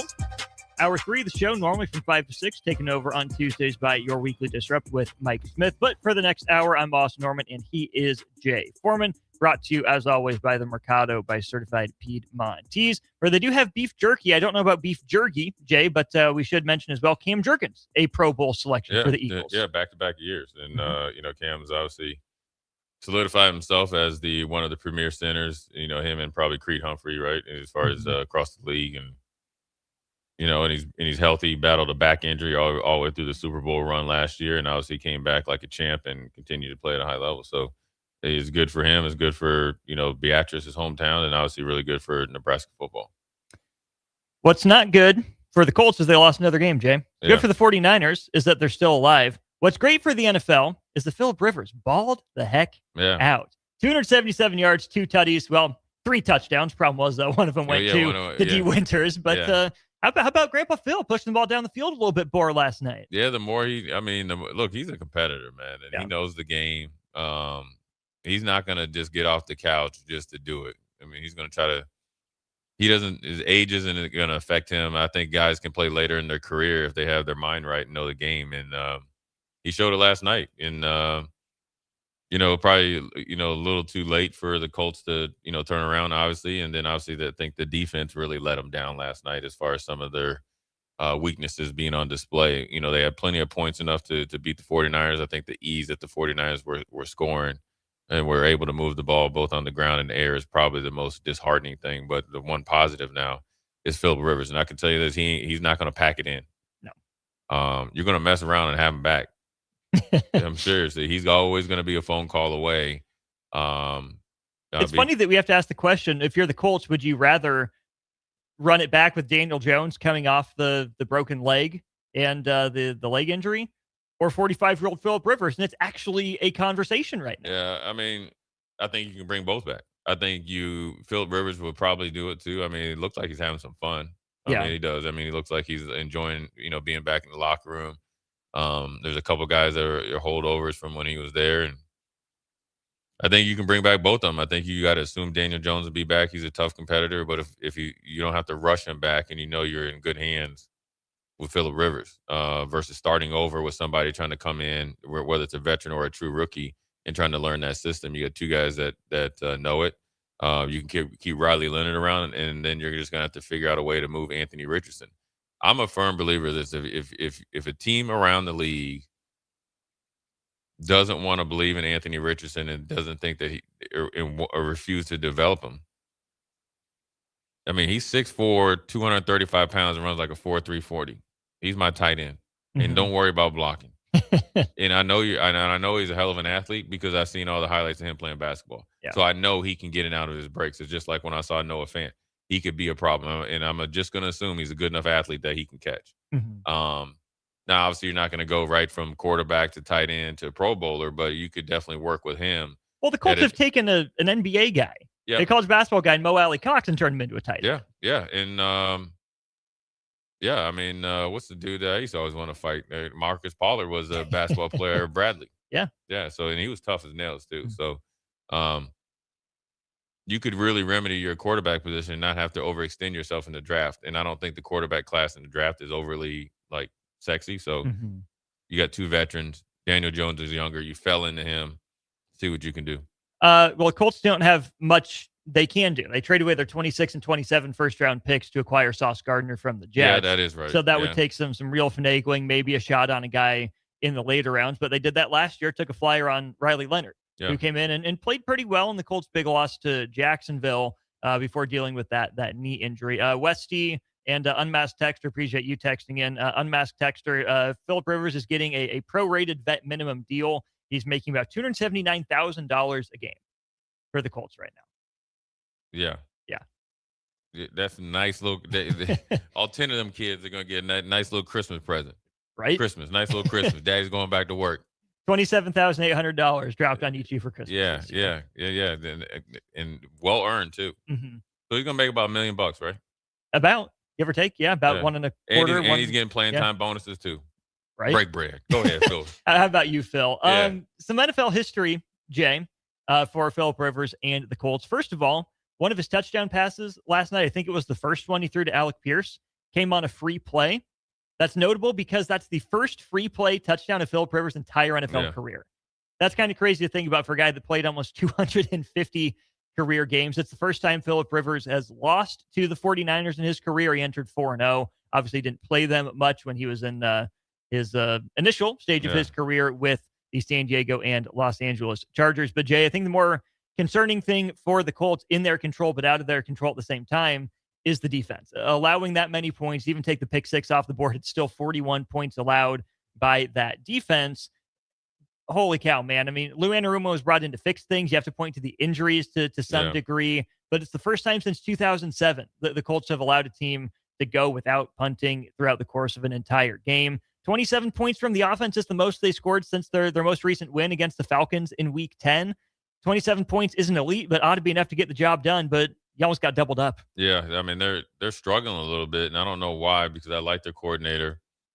Take the injuries out, man. You got to think you got, Buckner, Latu. Those are guys that are legit. Then obviously Franklin and Pratt. You expect production out of them. I think they really, really struggled. Kwity Paye has not been what they thought he was, and then Tyquan Lewis hasn't developed it either. So the pass rush is not there. Oda Ingbo, I don't even know if he's with them anymore. Got let go. Tui Maloau hasn't really seen the field as a rookie from Ohio State. Pretty much the defensive line is the healthy unit on the team. They got Buckner back from the IR. Yeah. So it's his first game back. But the problem, Jay, is that those are the guys that they're depending on, and they're still not making an impact. Yeah, and they just look off in their run fits. They, in the check down pass to McCaffrey, I think it's the second touchdown when they got up 14-7. Mm-hmm. Bust. You can't do that as a linebacker. You cannot do that. And that was on Pratt. You're first of all, Christian McCaffrey in the red zone is dangerous. There's no way you should be trying to look at the quarterback. You'd rather double cover that guy than. But linebackers and man-to-man defense trying to look at the quarterback, that's a no-no. And obviously, it was an easy pitch and catch. Those are the things that I think is probably the most frustrating for Shane Steichen and company, and obviously the defensive coaches especially, because, you might be down some numbers. And as you look at it now, they got 6 guys that I'm seeing here on this depth chart that are on IR, but they have enough talent to play better than that. In San Francisco, when you think about them, yes, Trent Williams is obviously the bell cow. The rest of the offensive line isn't what it used to be. No. And Kittle got banged up there, and Jusek is not a thumper as far as a blocker. So you had a chance to really, really stymie the run game and make Brock Purdy beat you. You couldn't stop a nosebleed in the run game, and Brock Purdy did his thing. And that's how you get 41 points hung up on you. And that's how you're now just one game above 500 after being 7-1 and 8-2 on a 5-game losing skid. Injuries partly to blame, but like you said, it's the NFL, right? Next man up mentality has always been the name of the game. And Jay, you were higher on this Colts team coming into the year than I was, and I give you credit for that.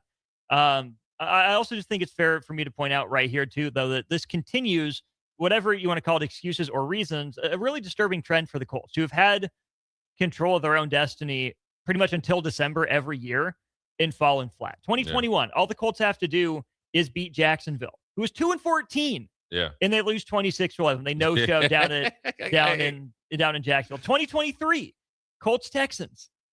Texans win that one by 4. Colts have the ball late. Tyler Goodson drops it. Last year, all you have to do is beat the Giants to stay alive. Giants who are tanking for a quarterback. You get 45 rolled up on you. And that's just the last 4 or 5 years of Colts history. I like a lot of the talent on the team. I was never against the pieces on the team. I was against the vibe. It just seems like something hasn't worked. And again, what we talked about. It is, but this is where I'm going to throw out the New York Mets as an example. Pete Alonso, gone. Yep. Jeff McNeil traded. Brandon Nimmo, longtime guy, traded. They've traded away, a few starters from the last time they made the World Series, which I know is about a decade ago now. You can have all the talent in the world. Sometimes it's inexplicable that it just doesn't work. And you can point again. Sometimes it's excuses. Sometimes it's reasons. I'll take the arguments either way. But this is year 9 now for Chris Ballard. Every team in the AFC South has won the division at least twice, except the Colts, who haven't won it once. They've been close. They've been on the doorstep. It just hasn't happened. I don't think Chris Ballard is the problem. It hasn't been perfect. It's good. It's not great. I get giving him time to break through. But at some point, you just got to look at it and say, it's just not working. You're close. You're never there. Even if it's fine, we'd like to think we can do better than fine. We've seen what the toilet bowl looks like. We've come back from that. Yeah. We have enough guys back that we just need a little bit of a tweak. Whether you like the guy, love the guy, think he's overrated for Chris Ballard, I don't want to be the one to call for his job or any specific players' jobs. But there's got to be some sort of shakeup, I think, just for the vibe in the building for the Colts to continue to collapse at the end of the year. Yeah, I mean, it's a little disappointing, but you also have to be somewhat rational of the injuries, and then obviously Houston going on a magical run, and then Jacksonville. You have to kind of take the whole scope in it. But if you get rid of Ballard, you got to get rid of Steichen. You got to, because you're bringing a new GM, then otherwise you're the Titans. Yeah, then you're wasting time. Yeah. I think you also have to look at, you got to uptick and obviously with the the owner kind of getting involved, you got to really look at your talent. I think they fall into a little bit sometimes what happens around here at Nebraska. It's a small market, and they were the it team. We talked about it coming into this season because based off what happened last season, they got too comfortable. This year they were more consistent, but then they dropped a couple games, and then the injuries start to happen, and boom. Then you made a big trade to make the push, and he's hurt. Yeah. So I think right now, if you could get a reset and maybe revamp some of the things, really look at, the offensive line. Quentin Nelson is playing back to the level that he normally plays. Obviously, Tyler Warren is good. I like Downs. Your boy Alec Pierce went deep. I like everybody there from quarterback on down. Probably add some beef and some guys with some stability on the offensive line. You want some guys that are your best ability is your availability. You want to make sure that you guys are always healthy. So that keeps the continuity going. And then you just, even though the defensive line right now is the most healthiest when you look at it, right? Mm-hmm. Defensive line, and then you have to really decide if you want Pratt and or Franklin back. But the D line, right? What are you going to do with Quiddy? Because that's a first-round pick that's nowhere near to what he should be.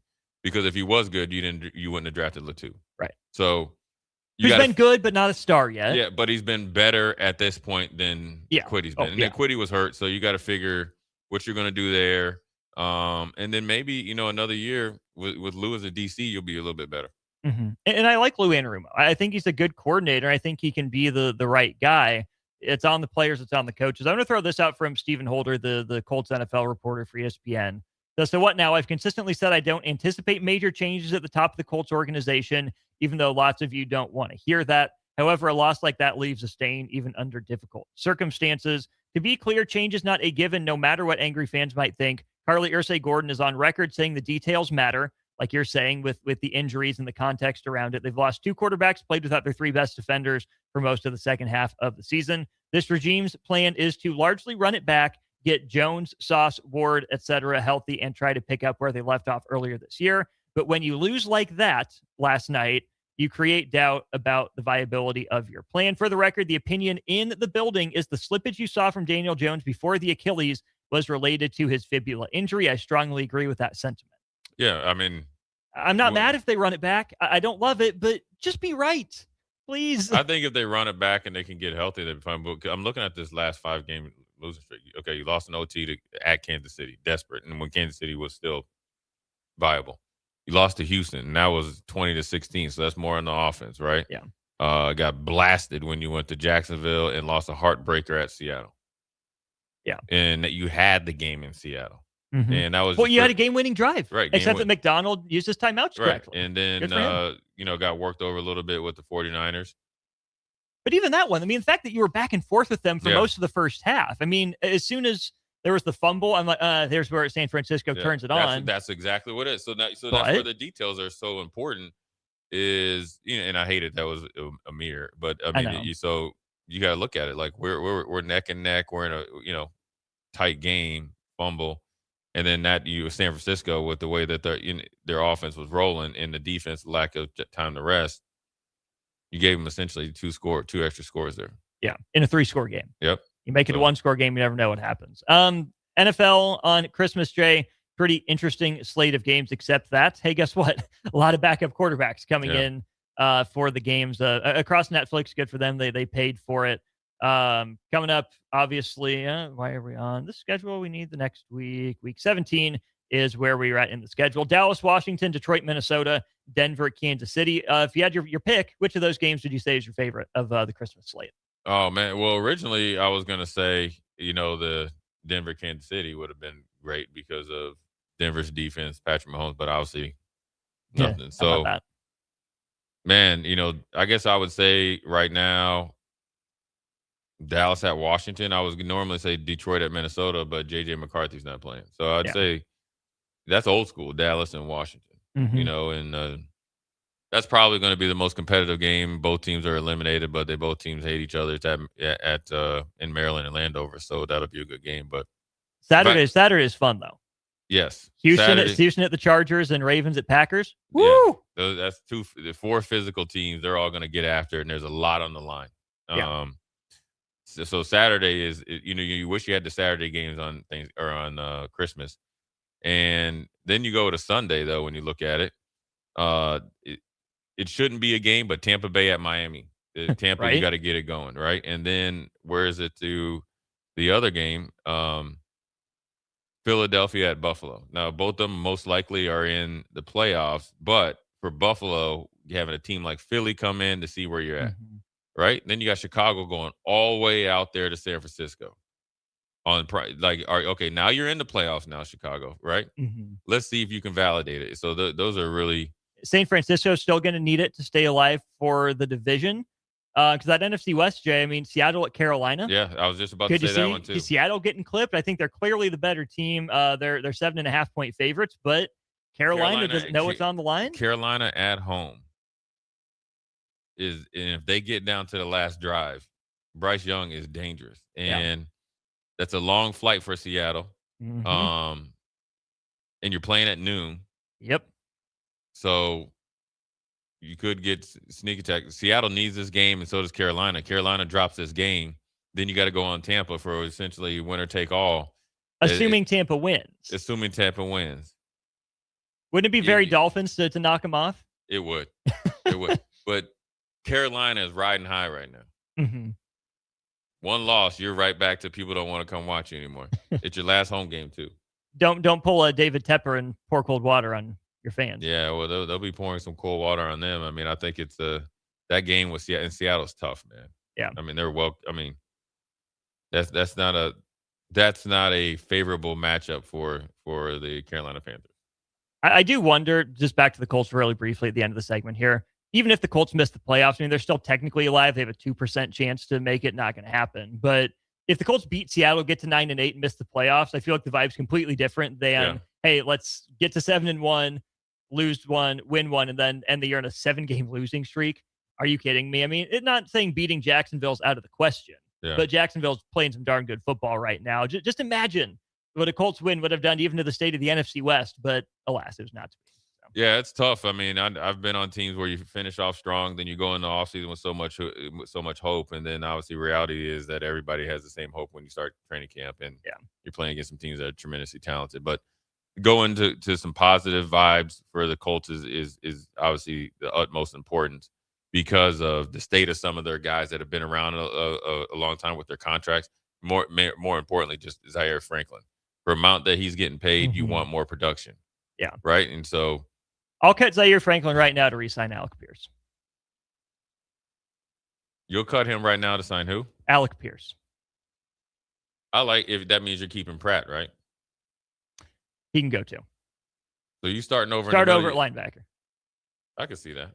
I'll do. And I'm not even like anti-Zaire Franklin. I think he's been more focused this year, but again, for the money. Yeah. Now, if he's able to take a compromise and a pay cut, then you want him back because then you're going to get the best version of him because the brother won't going to get paid. It's going to be a contract year. An offensive-minded head coach. I think the Colts receivers just work so well together. Yeah. Pittman, Pierce, and they can still draft a guy too that they can bring. I mean, more the merrier. Definitely the offensive line and defensive line pass rusher is utmost important. Think Jacob Rodriguez is available in the second round for Indy? Yeah. And is his buddy going to 13? Colt. Yeah. Both. Yeah. That's a fresh start I'd take. Yeah, you got some young blood in there. It would be a great place if Ernst Hausman was still playing. Hey, where are you? Yeah, he fit in real good with that defense, those two big defensive tackles. He would. Yeah. We're going to fit in really well to this break. Be right back with more Old School. Watch Old School live on Facebook, YouTube, or Twitch. Old School with Foreman and Orman on 93.7 The Ticket and theticketfm.com. When it comes to concrete, Stevens & Smith Construction doesn't stall. They go for the takedown. As Nebraska's full-service concrete contractor, they stay in bounds, hold inside position, and never forfeit quality. Whether it's foundations, flatwork, or concrete coatings, they elevate performance and pin down results that win every time. Stevens & Smith Construction is a proud sponsor of Takedown Tuesdays on 93.7 The Ticket. Because when it's time to wrestle with concrete, Stevens & Smith Construction slams expectations. Are you looking for an exciting new way to put your skills to work? Explore new career options in the fintech industry at Currency, a Sandhills Global company. We offer full-time positions in financial sales, compliance, operations, and other fields. We also offer a 4.5-day work week, an attractive benefits package, and opportunities for advancement. Put your motivation to work and grow with us at Currency. Visit gocurrency.com/careers to learn more. If you're seeking a career with a growing company, Gaina Trucking and Excavating is hiring and looking for additions to their team. Gaina Trucking has a strong team culture, competitive pay, 401ks, and benefits like health, dental, and vision. Drivers are guaranteed 40 hours per week, even in the winter months, and are home every night. Start your career today at Gaina Trucking and Excavating. Apply today at GainaTrucking.com. If you are a business owner, I want you to think about the amount of time you've spent worrying about safety and security. Lincoln's own experts at Dio Technologies design custom solutions for security, communication, and so much more. From automated security to secure video conferencing, their team sits down with you to get to know you and what your business needs. Manage your operations and get notified when there is suspicious activity. Save time and cut back on stress. Dio Tech always keeps you in the know. Contact them today at 402-793-5124. There's only one place this holiday season to shop for the sports fan in your life and get cash back for slightly used sports items you don't need anymore. Play It Again Sports. Check out their selection of new and used items, including home fitness equipment like treadmills, exercise bikes, and ellipticals, and get your lift on with free weights, benches, and racks to add to your home gym. And don't forget, if you have anything slightly used to trade in, they'll give you instant cash. Holiday shopping starts and ends at Play It Again Sports at 48th and Vine. Rosie's Sports Bar and Grill, open for lunch and dinner at 1501 Center Park Road, just south of 14th and Highway 2. MHC isn't a new company, just a new name. Mo's Moving is now Mo's Home and Commercial. Whether moving across town or across the state, MHC Moving has you covered, specializing in home, apartment, assisted, and independent living moves. MHC can handle your commercial moves as well. MHC Moving has zero hidden fees. You'll never pay for same-day booking or be charged for stairs, heavy items, or elevator fees. Rates are the same Monday through Saturday, and you will never pay a truck or fuel surcharge. And they offer payment plans through PayPal. Call MHC Moving today at 402-853-7167 or go to mhcmoving.com. Did you know that deer collisions are covered under the comprehensive portion of your car insurance? That means, like with hail damage or vandalism, since they are out of your control, they don't usually raise your insurance rates. And that's a good thing, since most deer don't carry liability insurance. At Eustace Body Shop, we fixed all kinds of animal collision damage, from cows to raccoons, bobcats, and even turkeys. We can't do much for the animal, but we can get your car back on all fours and looking like new again. The most recommended Eustace Body Shop. That's who we are. At Riddle's Jewelry, we know there are moments in life when you realize this is what it's all about. And you wish you could hold on to that feeling forever. This is why we've made jewelry our passion for 65 years.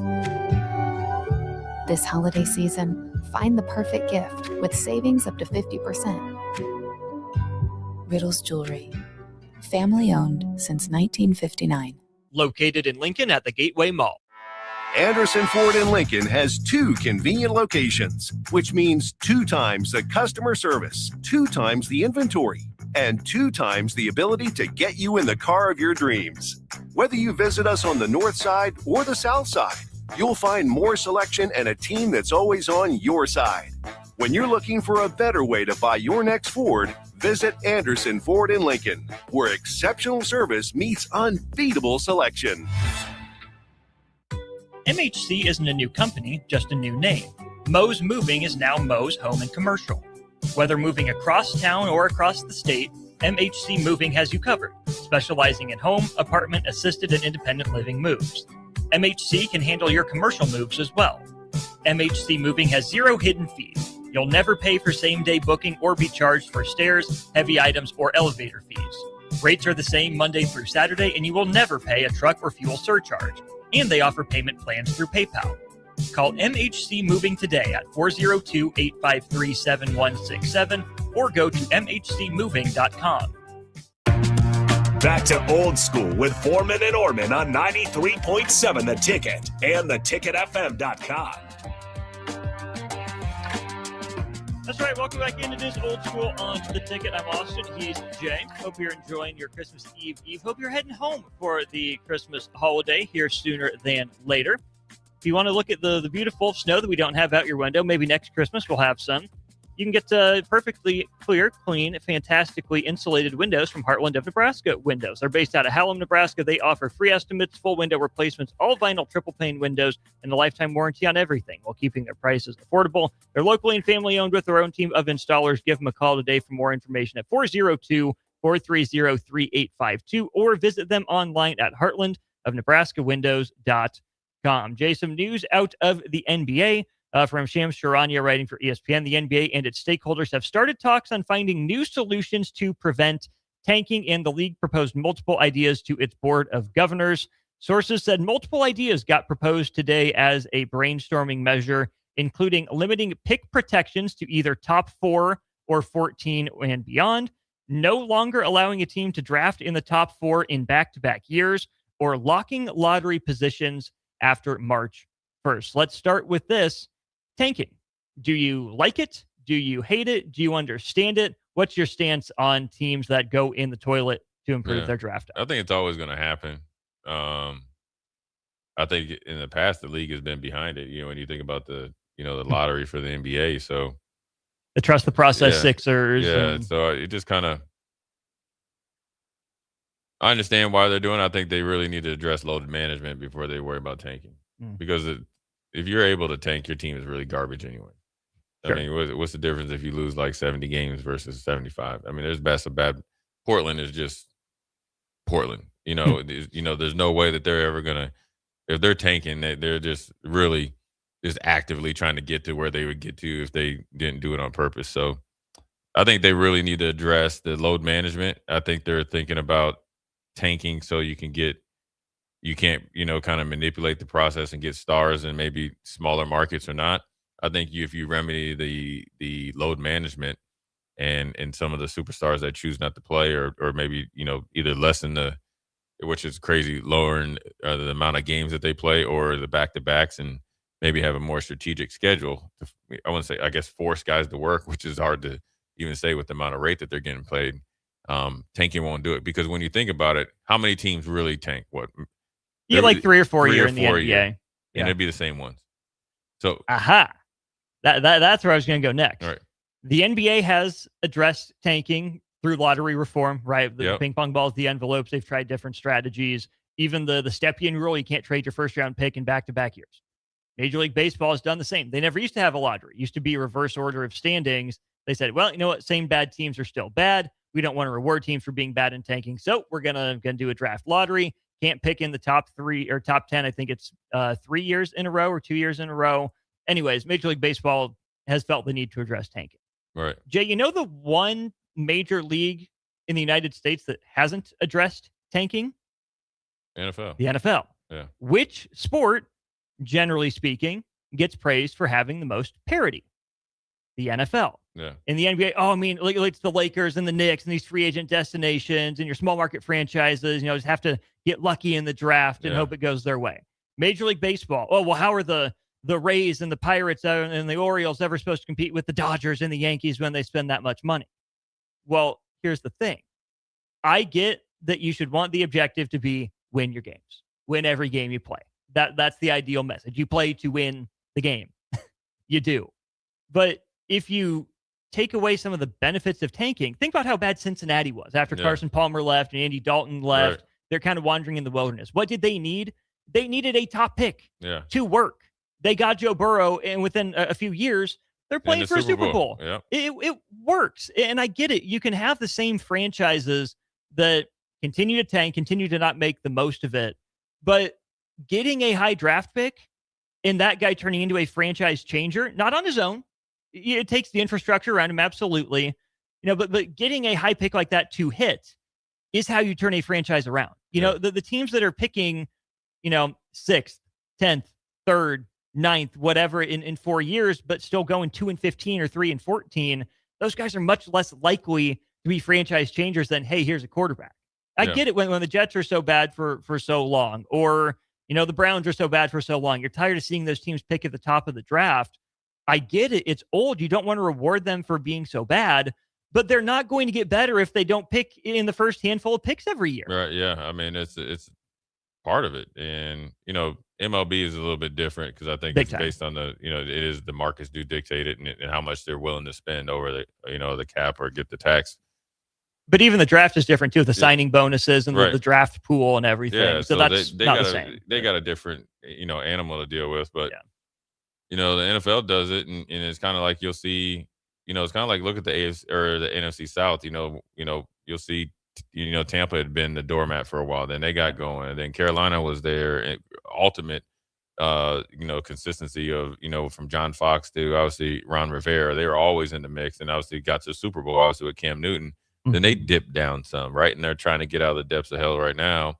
And then you have New Orleans, right? You had Deshaun Payton there. So the same thing is across the league. Arizona Cardinals will get back, once they kind of figure out their quarterback position and then everything else, start to take off. But then when you look at the NBA, I think it's also like they're forgetting to understand the most important thing. And it's oddly enough that you just start talking about it. The way that basketball is played here doesn't lend to franchise players coming to be homegrown because everybody plays the same. Sure.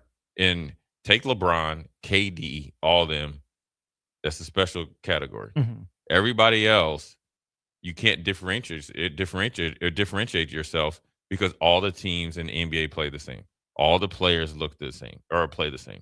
So that's where like the Europeans, they come over, they look so much different. They can play slow, but you get Luka Doncic killing you, Joker killing you. Everybody else coming over, they know how to play. Killing you. Right, because they're built on fundamentals. They can fit into multiple defense or multiple type of, like franchise and philosophies. Whereas like there's only one philosophy that these guys can play. You're not going to be a franchise player because you're just everybody else. Because unless you're LeBron, all those guys, and you can't even throw Curry in there because until Mark Jackson and then Steve Kerr took it to the out of space. Yeah. Steph Curry was like borderline. He had bad ankles, couldn't defend. Well, then he was able to change the league, right, and change the way Golden State is still playing to this day. And so, if you compare it to back like when Jordan played, you had the triangle offense, you had the Pat Riley defense, and we're trying to beat you up. You had a little bit of, then you had the Houston Rockets. You played through Akeem Olajuwon, and then you had the fast break there with Clyde Drexler. Then you had D'Antoni out there in Phoenix with the Suns with, what their run as far as like spacing and getting shots up and kind of the new kind of, money ball, like we'll trade a 2 for a 3. And then you had different other teams where, they were able to compete. But in San Antonio kind of changed. They played 2 big guys, 2 7-footers or whatever, 2 Hall of Fame guys. And then they had everybody around them. And then they kind of went a little bit, obviously Robinson left. Then you had 1 center. Then here comes Ginobili and all those guys. Then you go get a European point guard that nobody thought was really that good. And he ends up being a Hall of Famer. They were able to change. Now it's like, what everybody's going to do. They're going to run up and down to the 3-point line. They're going to try to drive and kick, shoot threes, or get dunks. There's no mid-range. And so when you're trying to have franchise players and you're trying to draft franchise players, it's all a crapshoot.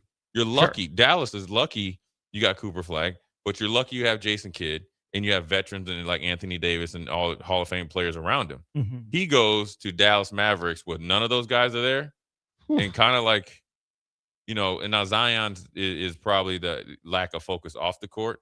But then who is his vet? That's what I just say. You go to New Orleans without a vet. What the coach that was the best for him in Gentry, you fired him like halfway through the season, right? Yeah. So the guy that did he have Monty to start and then Gentry, Monty, right? And so then the 2 coaches that you need, actually the 3, even Willie Green. Yeah. So the 3 coaches that he needed as your franchise player, it's so bad. CJ McCollum's like, I'm out of here. Yeah. So address the franchises. And how the NBA is run, you're not going to probably change basketball all the way down to grassroots up there. It's kind of, unless you start to get more guys in the NBA in the college to play a different type of basketball and starting to win, it's not going to change. Well, there's been a pretty big international flavor in college basketball. Yeah. Saw it introduced to the NBA. But, Jay, this also came out not that long ago. I think it was just earlier this week.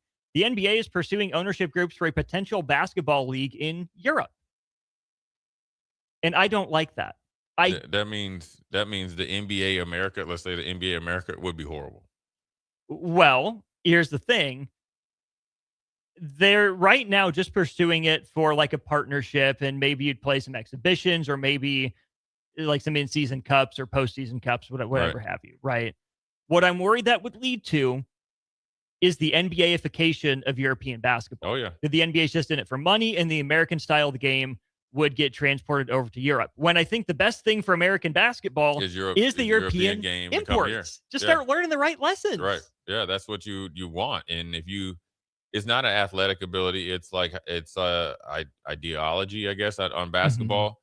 They took our old school idea of basketball, and then obviously just took it to a whole max over there. And then they're bringing it back to us, and they're just working all our guys over. I think Europe would push back on the way that we play basketball in North America. I think why would they?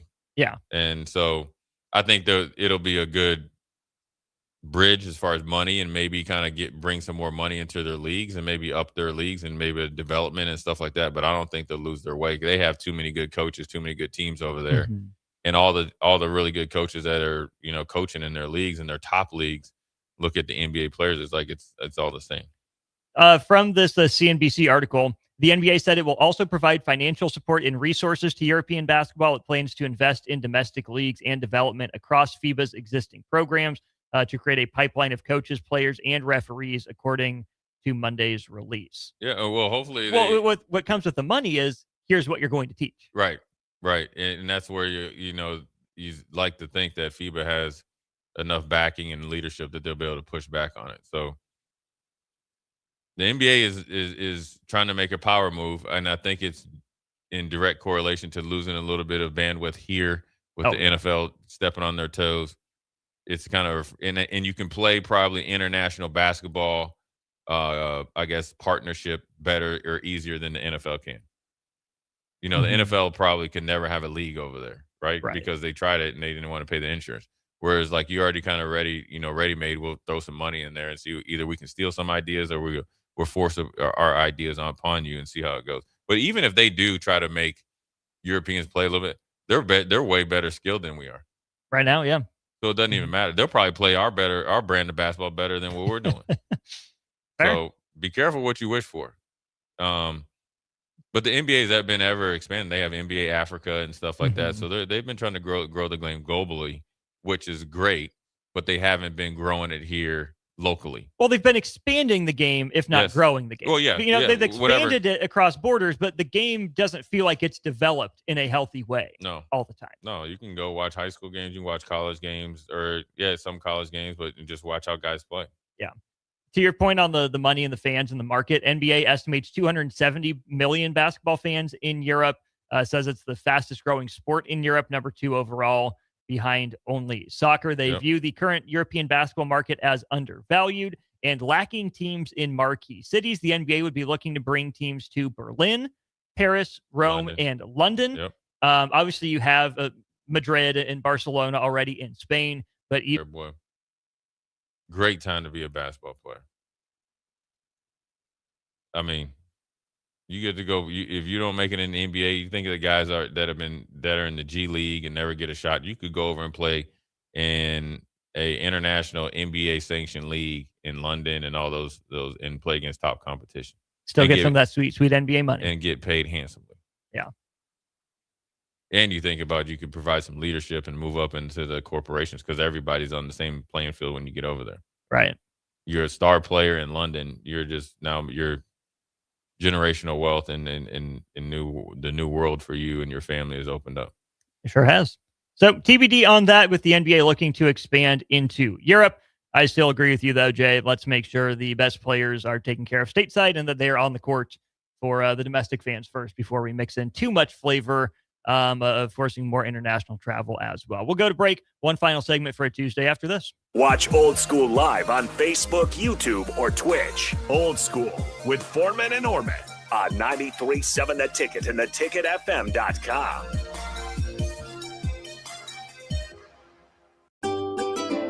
Load up on meat and more this holiday season at the Mercado by Certified Piedmontese at 84th and Havelock.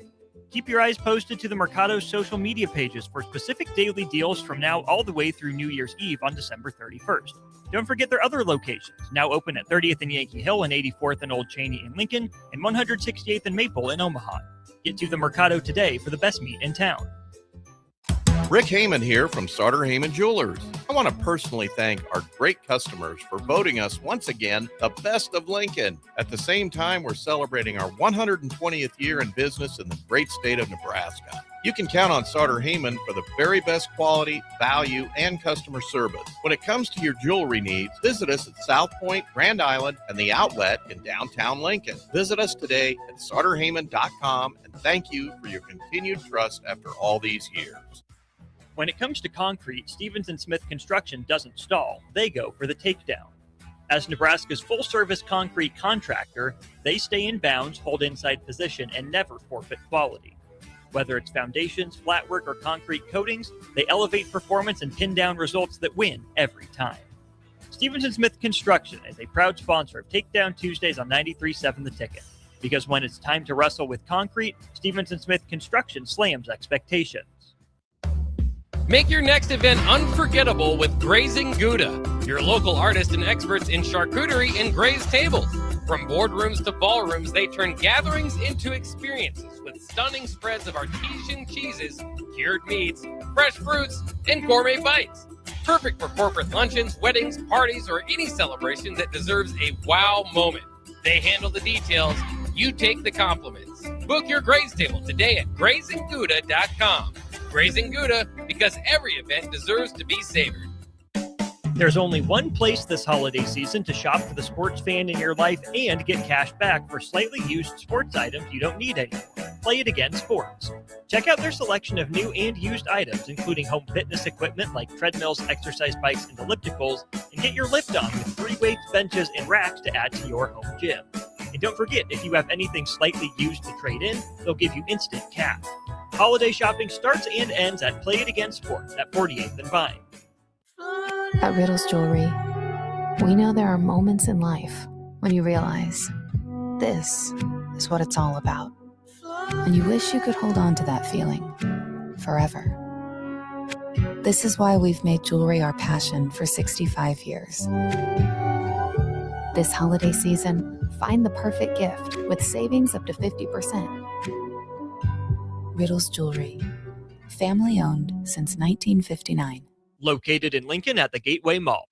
If you're seeking a career with a growing company, Dana Trucking and Excavating is hiring and looking for additions to their team. Dana Trucking has a strong team culture, competitive pay, 401ks, and benefits like health, dental, and vision. Drivers are guaranteed 40 hours per week, even in the winter months, and are home every night. Start your career today at Dana Trucking and Excavating. Apply today at GainaTrucking.com. Are you looking for an exciting new way to put your skills to work? Explore new career options in the fintech industry at Currency, a Sandhills global company. We offer full-time positions in financial sales, compliance, operations, and other fields. We also offer a 4.5-day work week, an attractive benefits package, and opportunities for advancement. Put your motivation to work and grow with us at Currency. Visit gocurrency.com/careers to learn more. Anderson Ford in Lincoln has 2 convenient locations, which means 2 times the customer service, 2 times the inventory, and 2 times the ability to get you in the car of your dreams. Whether you visit us on the north side or the south side, you'll find more selection and a team that's always on your side. When you're looking for a better way to buy your next Ford, visit Anderson Ford in Lincoln, where exceptional service meets unbeatable selection. In every office, there's 2 types of people. There are those who bring in bagels and those who eat the bagels that someone else brought in. Everybody likes the first person. Be that first person. Weekday mornings at 7:30, you have a chance to win a business box of bagels from Bagels & Joe. All you have to do is shut up, Sipple. 2 questions for you, 2 for Sip. Win, and the bagels are yours. Lose, well, you don't want to lose. You lost Monday, you lost Wednesday, you're a loser. Shut up, Sipple. Weekday mornings at 7:30, brought to you by Bagels & Joe. Back to Old School with Foreman and Orman on 93.7 The Ticket and theticketfm.com. We're back wrapping up our final segment here. Pretty brief one. Big thanks to everyone chiming in on the show at our Starter Heyman Jewelers text line. Thanks as well to Love Volleyball Nebraska, getting ready to kick off their second season. All starts January 11th at Baxter Arena in Omaha. You can go to lovb.com or more specifically lovbneb.com for your tickets to take a look at the promotional calendar and much, much more. Jason, college football bowl action. Louisville holds off Toledo 27-22. Jeff Brohm and the Cards not distracted by the Michigan rumors that we led the show with. It's Southern Miss up 7-3 on Western Kentucky right now. But in the nightcap, a 10-win UNLV team against an 8-4 Ohio team who is dealing with its own distractions and has to look forward to coming to Lincoln next year. That was, yeah, it's, buddy down in Ohio was doing it big. So, yeah, Jeff Brohm, I mean, they were definitely distracted, only putting up 27 points. I mean, but also, I think he hadn't played well. They hadn't performed well in bowl games, and they haven't performed well in a lot of big games. And so, he's got a lot on the plate. At least they were able to end their season on a win. And then, as far as the Ohio UNLV games go, I think that's going to be a blowout. Probably, yeah. They're 10-2. Mullins got them doing decently. Hopefully, he's got enough bowl money that the AD can now fund the rest of his contract. Because remember when he got signed, they didn't know where they were going to get the second part of the contract from. But, the bowl game's kind of a little bit after the college football playoffs last weekend. It's kind of a little bit of a lull. And so now it's the major, professional leagues. And so, we'll see what happens tonight. I'm going to watch that UNLV game, though. I'm just Very interested. interesting. Yeah, I'm interested to watch UNLV because he's taken, Dan Mullen's taken a whole bunch of quote-unquote cast-offs. That means what I mean by that is guys that were former 4- or 5-star recruits that kind of maybe got in some off-the-field troubles or maybe not lived up to their billing. He's given them all a second chance or their last chance to play at the, major college level, and they've all seen obviously to go 10-2 is a pretty good job after Barry Odom left for Purdue. Last thing, then, this recently breaking on ESPN: Brooks Koepka not returning to Live Golf in 2026, focusing on his family. He'll be replaced as his team's captain by Taylor Gooch. Still had a year left on his $100 million contract. Yeah. I mean, and you could see him moving towards that way. It'd be interesting to see what John Rahm and all those guys do, and Dustin Johnson, just because obviously you got to go. I'll say this: you could, look, if I was towards the end of my football career, and like the Canadian League or somebody wants to pay me like 10 times what I'm actually worth and what I ever made, I'm out of there, right? So they went and did it, and I'm sure the competitive spirit came back to where they aren't performing at the level that they're used to. Mm-hmm. Got a lot of money, probably realize it's not as much money as they originally promised because they get back taxed based on their win. The more they win, the more they get back off of what they got paid. Oh, tough.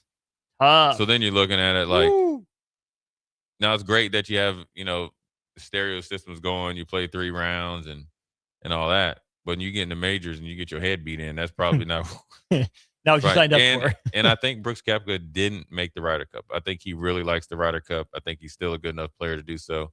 And I don't know if he has some family stuff going on. Maybe that's just probably what he was saying. Because I think he has to sit out a year before he can come to the PGA Tour. I think so. But I think he's a big enough name. The fact that he left, he can probably get back a little bit faster. He's 35 now, sit out age 36, 37. He should still have. And he gets to play. He gets to play in all the majors, and you never know if they kind of lax the rules a little bit. I'm sure he knows what he has to do if and when he wants to come back to PGA Tour. Absolutely. So best of luck to the year off with Brooks Koepka and his family. Oh, he ain't taking no time off. He got to get to the range. Well, stepping away from Live Golf. Yeah. So. Yeah, let's travel. Much less travel. Yeah. 1 more hour for us before Christmas. We'll be back with you from 3 to 4 tomorrow. It's been a great show. Lots that we hit on. Make sure, as always, to check it out on the podcast if you missed anything or if you want to listen back to anything that we said. He's Husker Hall of Famer, 8-year NFL vet, Jay Foreman. I'm Austin Norman. We'll talk to you again tomorrow.